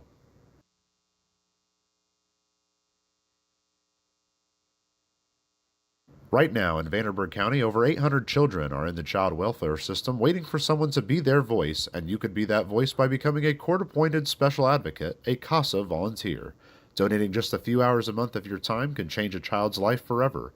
Vanderburgh County CASA invites you to join them. Stand up, speak out, be for the child, be a CASA. For more information, visit vandcasa.com. That's VANDCASA.com. New pitcher on the mound for Mississippi is dear old friend Sergio Sanchez. Sanchez on the mound behind the plate, Andrea Lantiga. That pitcher-catcher battery is sponsored by the Answer Auto Repair East, located at 2319 North Green River Road, or call at 812-475-9000. Sergio Sanchez has faced Evansville this year 4 times. They have not been able to touch him yet. He got 2 saves against them back whenever they were in Mississippi, pitched a clean inning on June 5th, and then the second game of the series just last night, pitched a clean inning, did allow 1 walk, but other than that was very efficient. Well, now's the time, if any. He's going to sit mid-90s on the fastball. He has a nice slider, a little changeup that he breaks out every once in a while, not a huge part of his rotation with it. But right now, all you need is keep the line moving. Just take your walk if he'll give it to you. Benson, we know the power he has. He's a great hitter. Already has a home run tonight, 8 on the year. I mean, now is the time. You need to show up against this guy. Get him rocked here with this sellout crowd that he looks into on the mound. JT Benson steps up with the bases juiced. He'll face against the reliever who spent 5 seasons with the Rockies organization. He's already recorded 2 saves against Evansville this year. He's earned 6 on the season. And now from the stretch, delivers the first pitch to Benson. First pitch off speed stays high, and Benson ahead 1-0. I mean, again, same thing with Barraza. I think you take till you get a strike here. Do the team thing. Take till you get a strike. Especially when he's fresh in. Isn't a guy that has gone multiple days in a row too many times this year. 1-0 pitch. Checked his swing. Did he go? He did not, says the first base umpire, Matt Beaver. Counts 2-0. Especially now. Now you take until you get one, especially with LJ on deck, who has been the guy in clutch situations this week. The 2-0 pitch to JT Benson. Sanchez looks in, comes set, delivers 2. Oh, he fouled it up and overhead. Count moves to 2-1. Tried to turn on that fastball. Wish I could tell you whether it would have been called a strike or not, but who knows? He would have flipped a coin and figured it out. Counts 2-1 to the Otters right fielder tonight. Here comes that 2-1 pitch. Fastball called, strike 2. That one did catch the bottom corner of the zone, but now Benson has to fight. LJ Jones awaits on deck.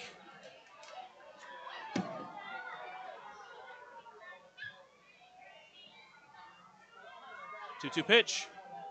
Off speed, stays high, count runs full.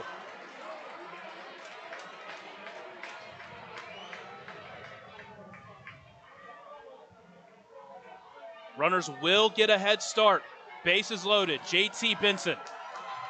Sanchez sets and delivers. Off speed, outside, ball four, run scores. A Deerhead Sidewalk Cafe and Bar.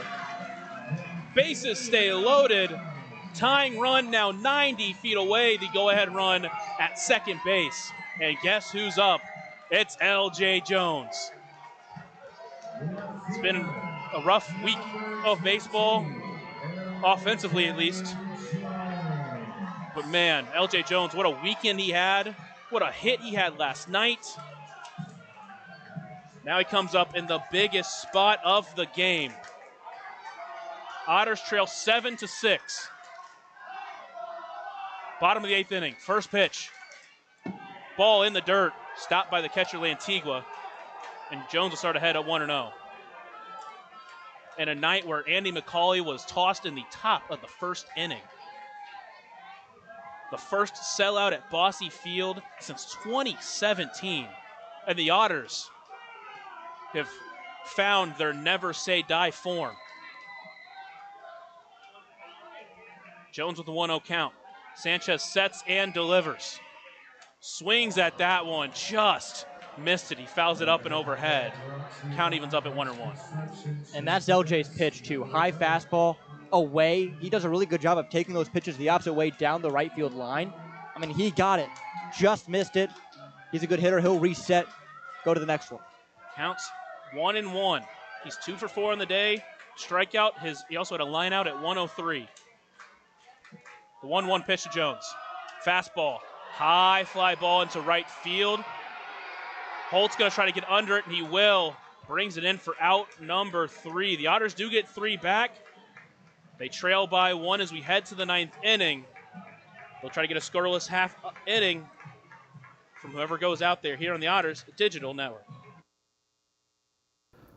Ballet Indiana is made up of local ballet professionals, dedicated parents, and community members in order to provide unique and life-enriching experiences for hundreds of young dancers, while carrying out their mission to inspire a lifelong appreciation for dance for both our dancers and the Evansville community. More information on Ballet Indiana and information about their upcoming performances is available at balletindiana.org.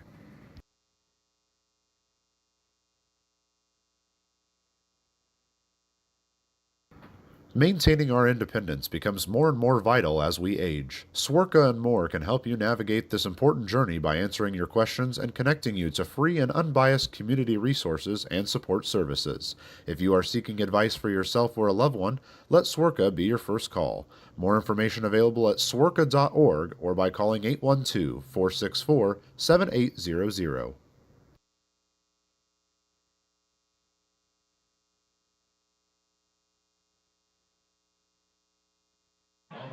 We head to the 9th inning. Nolan Thebe back on the mound. He struck out the only batter he's faced in this game. And after a long inning, you wonder how that affects him on the mound. Yeah, and hopefully it doesn't affect him too much because they need a scoreless inning right here. They really do. I mean, you score 3 in your half. You gave up 2 in the top half of that 8th inning. If you don't, or if you only give up 1, you're tied, right? So here you need a scoreless 9th, especially with that momentum on your side like it is right now. And all you need is 1 to extend the game. And we know that this team can do that, especially here in this back half of the game. Braylon Skinner, top of the lineup, will be the first to face him. CB worked a clean couple of innings. His first time back on Tuesday night. Finished off the 8th inning with a strikeout. Now he faces Skinner.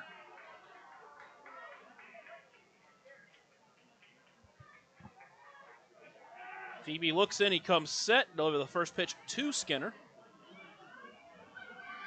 Fastball just stays high. Starts behind Skinner 1-0. Phoebe has been so good when he's been able to control his fastball. Looks in, set, and delivers the 1-0 pitch to Skinner. fouled off. Count evens up at 1-1. Phoebe pitched the final 2 innings of the first game of the series. Faced Skinner and got him swinging. Trying to duplicate that here in the 9th inning of this ball game. The 1-1 pitch to Skinner.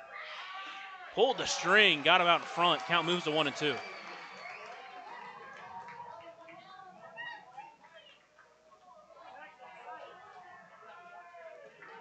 Skinner 0 for 3, does have a walk, but also has 3 strikeouts in this game.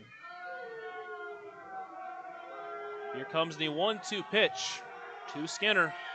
Pulled the string, got him swinging. German American Bank strikeout number 2 for Nolan Phoebe. And with 1 away, it's Kyle Booker.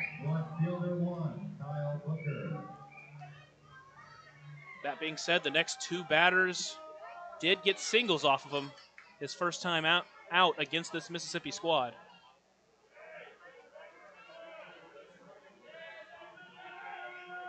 Looks into Booker.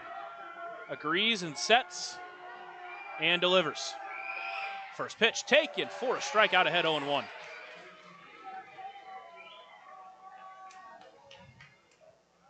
Booker does have 3 hits in this game. He's been such a tough out all week.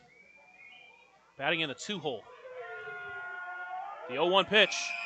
Pulled the string, got him swinging. He's ahead 0-2.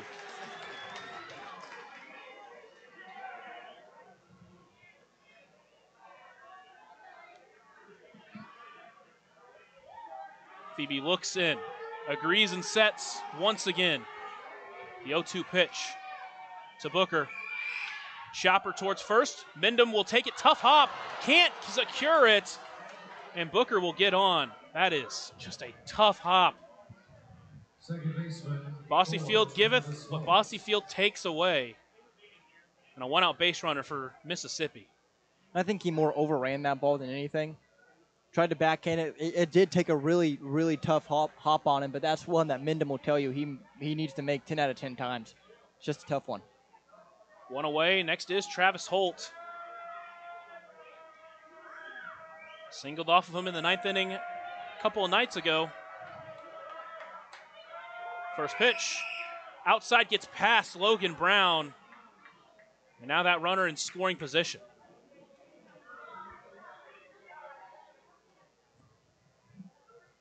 Valdez is warm in the bullpen, and you wonder if Phoebe gets into some real trouble if they go to Valdez.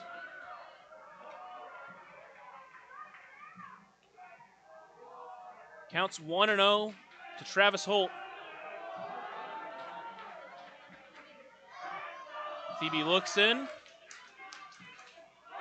Still looking in, now agrees and comes set. The 1-0 pitch to Travis Holt. Fastball outside, 2-0 count.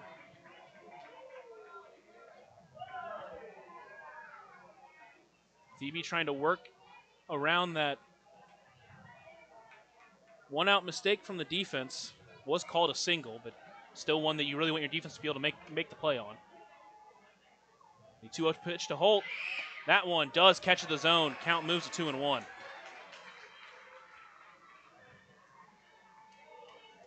Logan Brown going to go out and talk with his pitcher. Quick conversation, now he comes back. Counts at 2-1 for Travis Holt. Runner at second. Otters trailing by 1 here in the top of the 9th inning.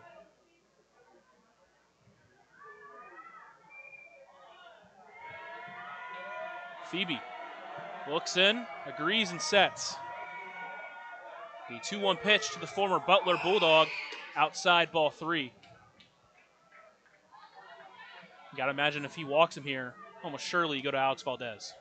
Yeah, you would think that that's the move, especially with how good Valdez has been this season. Counts 3-1 to Travis Holt.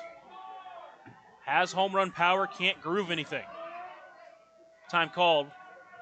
We'll reset.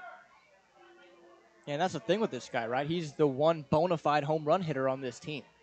So you can't just throw a get-me-over fastball here and expect him to take a swing and miss. Got to be competitive. 5 early runs for Mississippi. They were stifled by Ryan Wiltsey for most of the night he was in, though. They lead 7-6. The 3-1 pitch. Outside ball 4. Runners at first and second with only one away.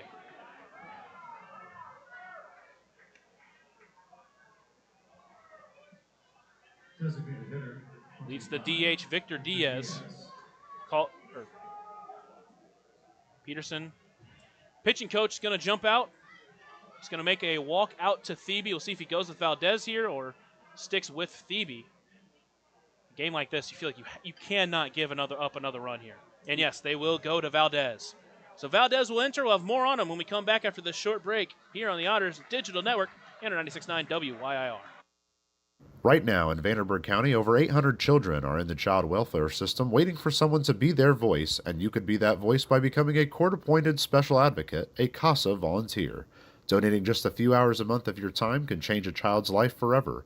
Vanderburgh County CASA invites you to join them. Stand up, speak out, be for the child, be a CASA. For more information, visit vandcasa.com. That's VAND-CASA.com. Ballet Indiana is made up of local ballet professionals, dedicated parents, and community members in order to provide unique and life-enriching experiences for hundreds of young dancers, while carrying out their mission to inspire a lifelong appreciation for dance for both our dancers and the Evansville community. More information on Ballet Indiana and information about their upcoming performances is available at balletindiana.org. Maintaining our independence becomes more and more vital as we age. Swerka and More can help you navigate this important journey by answering your questions and connecting you to free and unbiased community resources and support services. If you are seeking advice for yourself or a loved one, let Swerka be your first call. More information available at swerka.org or by calling 812-464-7800. Otters call to the bullpen, Alex Valdez. Valdez enters. Behind the plate still Logan Brown. That pitcher and catcher battery is sponsored by The Answer Auto Repair East. Find your battery needs at The Answer Auto Repair East, located at 2319 North Green River Road, or call 812-475-9000. Valdez enters in a hole. Runners at first and second, only one away, but he's been very good inheriting runners. Enters with only allowing 3 of his 12 to score so far this season, and he's got 2 really big runners he needs to strand here. First one to face him is Victor Diaz. First pitch, Valdez swinging, fouls it off. Valdez ahead 0-1. Went off speed there. Tried to get him out in front. Diaz wasn't too fooled, but fooled enough to foul it off. Valdez looks in and he's set. The 0-1 pitch to Diaz. Fastball away. Count evens up at 1-1.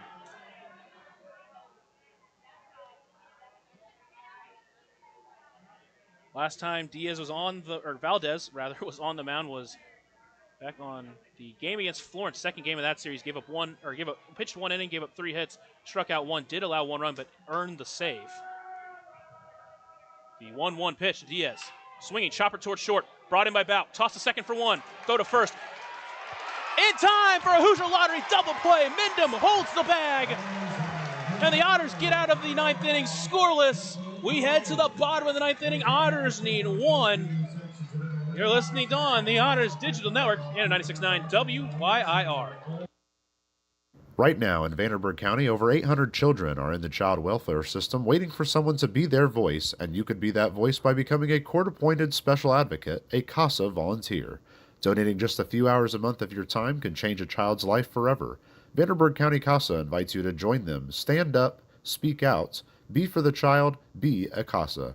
For more information, visit vandcasa.com. That's VAND-CASA.com.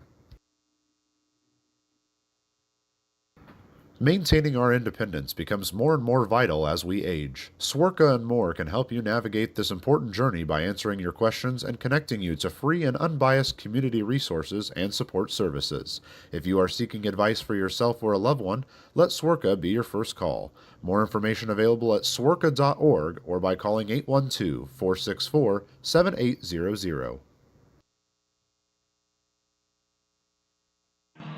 It's rally cap time, 9th inning. Otters need a run.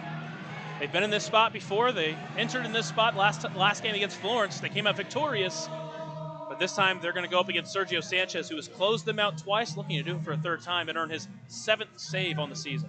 Yeah, you just need to find an answer to this guy, who has been so good against you this year. A walk from Benson drove in a run when this guy came in. That's huge, I think. And then LJ Jones, he popped out, right? But that's one where you just missed it.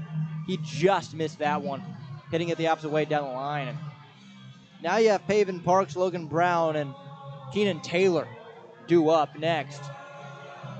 As it looks like Taylor will be the one batting for Bauk. He is ready in the dugout. Yeah, it looks all but certain he'll bat there. Hopefully he'll have runners on. Keenan Taylor obviously can't understate how clutch he's been all year. So he can get up there. I mean, he will bat this inning. Bauk being due up third, you'd assume Keenan Taylor hits for him. He'll be up with a chance to tie the game no matter what. Yeah, 100%. But hopefully he's up there with a chance to win the game. You would hope. And with, Parks has really good at-bats. Logan Brown, you can't throw a first pitch fastball by him. So who knows? A lot of possibilities here in this ninth inning. There always are, but especially tonight it feels like something crazy might happen. Paven Parks steps up, got the start tonight, only went 2 innings and gave up 5, but trying to get his first hit of the game.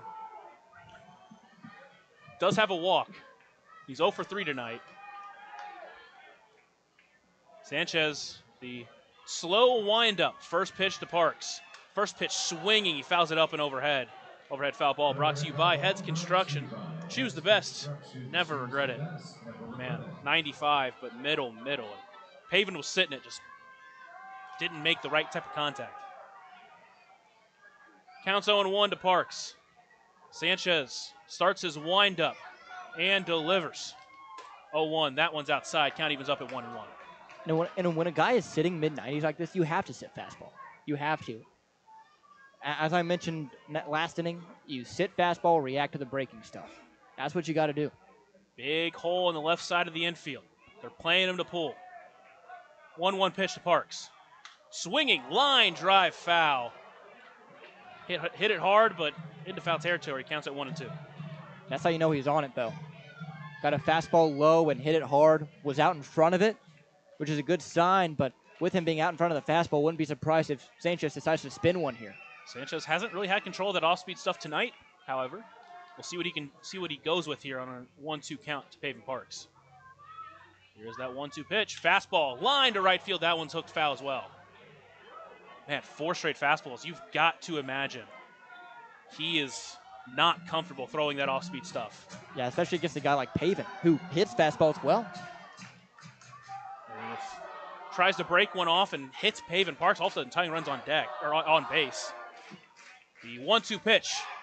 Another fastball got him swinging. And Parks goes down for the first out of the inning.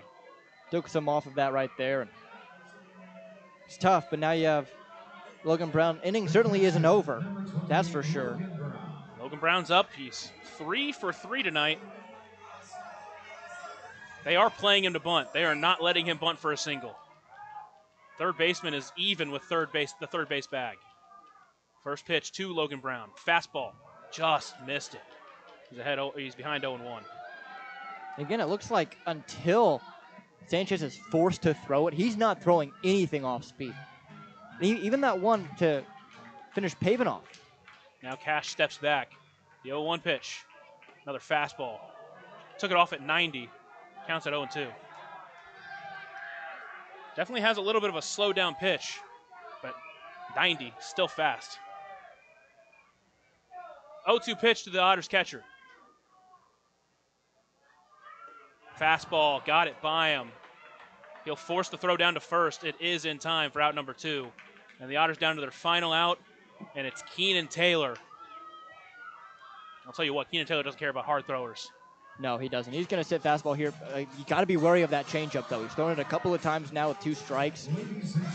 I mean, you got to be careful because when you're sitting 95, 96, and he throws that slow spinning changeup at you, it's tough. Even if it is at 91, 92, it's hard to make that adjustment. You have to be ready for it. It's in the back of your mind, but still at this point, you sit fastball because that's all he's really been throwing. That and then the hard changeup. Taylor enters the game now tied for the most home runs in an Otters uniform as JT Benson hit his 8th tonight. Had a big game-tying 2-run home run in Gateway not too long ago. Sanchez, the slow windup. First pitch to Taylor. First pitch swinging on a fastball above the zone. He's behind 0-1. There he was, sitting that first pitch fastball.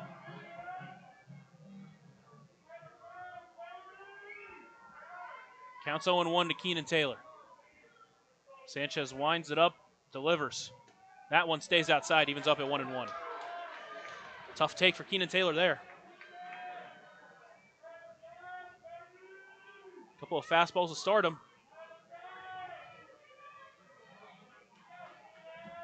The 1-1 pitch to the Otters pinch hitter. Fastball, just missed it. Counts at 1-2. He knows it. This is the point. If he got to look out for that high fastball here, that one up and out of the zone, especially on that first pitch that Keenan swung at. Or even the changeup. The changeup, it seems to have been his put-away pitch so far. So look out for that. Be ready for it. Counts 1-2. Sanchez, the long windup. They're aiming high. Pitch goes low. No, Called no, strike no. 3 on a pitch way below the zone. I'll take that back. It's not way below the zone, but TrackMan doesn't lie. It's pretty below the zone. Definitely not one you want to end the game on. And I mean, he got out of here quickly. He's got a reservation somewhere. He's got to go get there, and we got to get to the Papa John's postgame show, so we'll take a short break, and when we do, we'll talk about this one. Otters lose 7-6. They drop the series. They get swept by Mississippi for the second time this year. We'll talk more about it on the Papa John's postgame show and after this short break on the Otters Digital Network.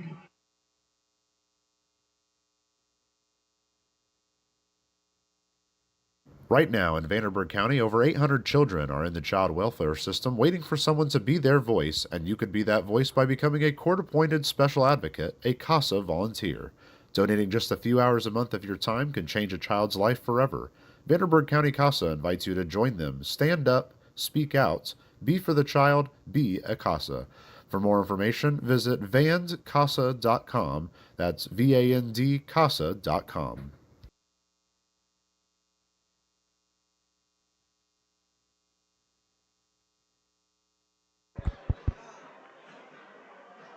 You ready? Welcome into the Papa John's post-game show. Remember that Papa John's is the official sponsor of the Otters pregame and post-game shows. Available every game night, 20 minutes before and 10 minutes after each Otters game on the Otters Digital Network, the home team network, and 96.9 WYIR. So the Otters drop a heartbreaker in Game 3 of the series. They get swept in a game that they had so many chances, just couldn't come through enough times. Yeah, it's a tough one. It's a tough one, especially the way it ended. The way it ends, it gives you questions, right? You never want to end the game on a question mark. But right there, you end the game on a question mark just because of what the situation was. You hate, I don't like doing it. You hate to talk bad about umpires. Human error is a part of the game. But when it's been all night, and when it's down to the last inning, this team has made such a miraculous comeback, and a called strike 3 down in a way that's 3 inches below the zone against one of the best hitters in the Frontier League. What are we doing? Again, you hate saying it, but it's such a big storyline in this game that you have to point it out at some point. It was from the start to the finish.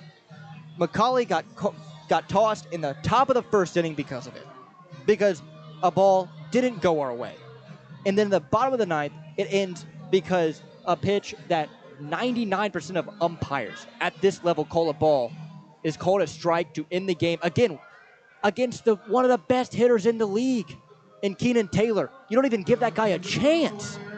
It's ridiculous. It is an unfortunate way for Evansville to get swept for the third time this season. First time at home. Evansville drops this one, but can't talk about this game without first talking about the efforts from Ryan Wiltsey. What a game did he come out and pitch.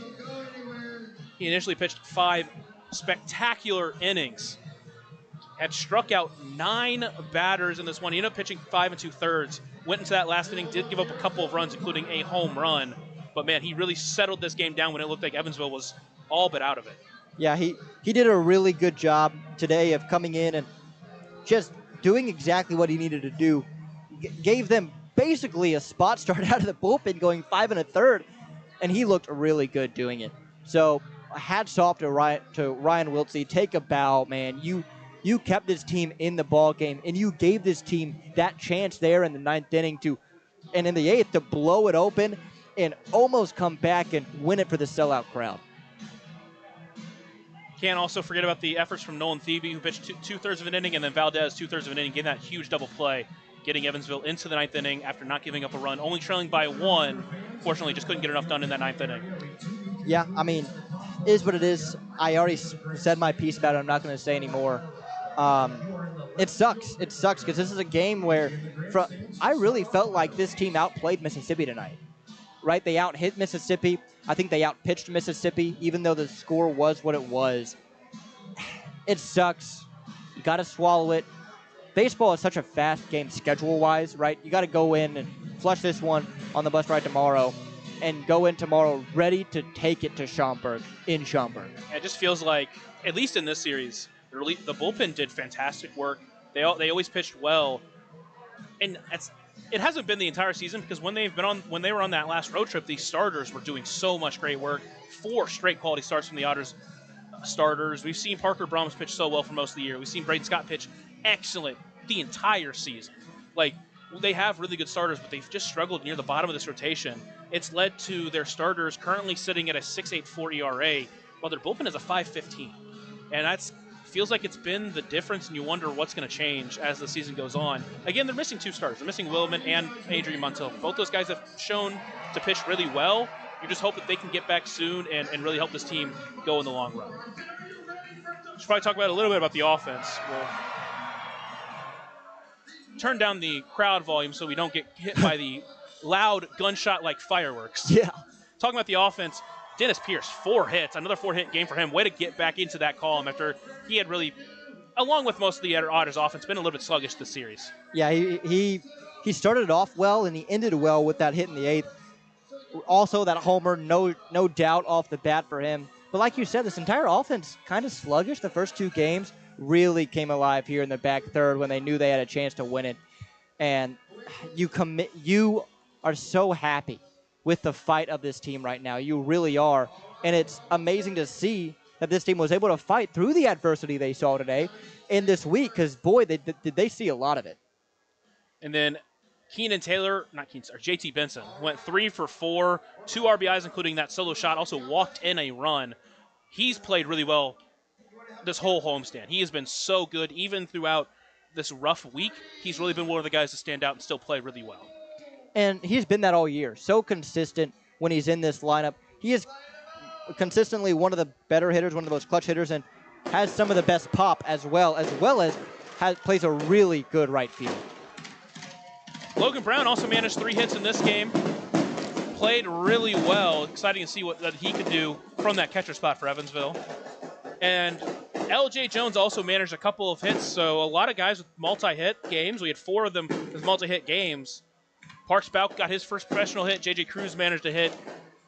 But unfortunately, just wasn't enough as they couldn't push enough across enough runs. Yeah, it sucks, but that's baseball. These things will happen. It's a sport that gives a lot to its players, but it takes so much as well. So, just got to flush it, man. Go up to Schaumburg tomorrow, shock the Boomers on July 4th with their sellout crowd that they're going to have. And let's win a series. Let's win a couple on the road here. Yeah, an unfortunate ending for a game that, again, Evansville had their first sellout crowd since 2017. And I think it's been kind of an outcome of how much fun they've been to watch play baseball tonight. And even in a loss, they were fun to watch tonight. A lot of hits, had a couple of long home runs, and you made it close at the very end. And, hey, the crowd knows it was a ball. They're going to go home thinking Otters would have won that game if it wasn't called strike 3. No, 100%. They played so well tonight. And it's hard going out of the ballpark tonight with a loss. It really is, because with the fight, it almost feels like a win, given how loud the crowd was, how many people are still in the ballpark watching these fireworks, the fight that they put up. It's hard to think, man, they're 21-26. That's hard. But the month of July is a big month. If you can go into the All-Star break 4 games back, that's huge. Just an update right now. Lake Erie did beat Joliet, so they gained another game on Evansville, but Gateway currently beating Washington in the top of the 9th inning 6-4. Just saying, assuming Washington does end up losing, they're still only 4.5 games back in the division. Even though they get swept, so does Washington. They stay exactly where they started this week. It hurts that you couldn't gain on them, but at least you're still where you're at. You can go in next week against Schaumburg. You can still be riding high after this game. Obviously, it sucks, but such a great outing from Wilsey. Offense really started coming alive at the end of this game. Hopefully you come alive into Schaumburg, and then you play Washington after that, which is going to be a massive series on the road. And again, you're catching Schaumburg at the right time, right? Even though they're winning right now in a slugfest, 18-16, but it seems like their pitching hasn't pitched very well. Their offense, it is what it is. They're going to score runs. But you look at Schaumburg, they're 4-6 in their last 10. They haven't played well at the end of June and towards the beginning here. I mean, they're playing Florence. I think Florence goes into town and Schaumburg chalks it up as an easy series win, but Florence is battling with them right now. Who knows what happens up in Chicago this weekend? So Evansville back in action, as we mentioned, tomorrow night at 6:30 p.m. They'll be in Schaumburg. They'll play 3 games there before playing a 3-game set against Washington on the road. Before coming back before the All-Star break against Gateway, 3 games there. These are all series that the Otters have shown they can win. If they can win all 3 of these series, obviously that's a tall task, but if they can win all 3 of these series, even if it's just 2-1 wins, they set themselves up in a really good spot to hopefully make a playoff push after the All-Star break. 100%, and that's all you're fighting for right now. Just get in the postseason, you never know what happens. But Evansville loses in a heartbreaker 7-6. They get swept for the 3rd time this year. Like I said, they're back in action tomorrow night, and Riley Angel will be there. He's traveling for the team this week, and hopefully he's better luck than I have been on the road the last couple of weeks. But it's yet to be seen. Thank you so much for joining us on this Thursday night edition of Otters Baseball. For Riley Angel, I'm Lucas Macklin signing off, and as always, have a blessed night, everyone.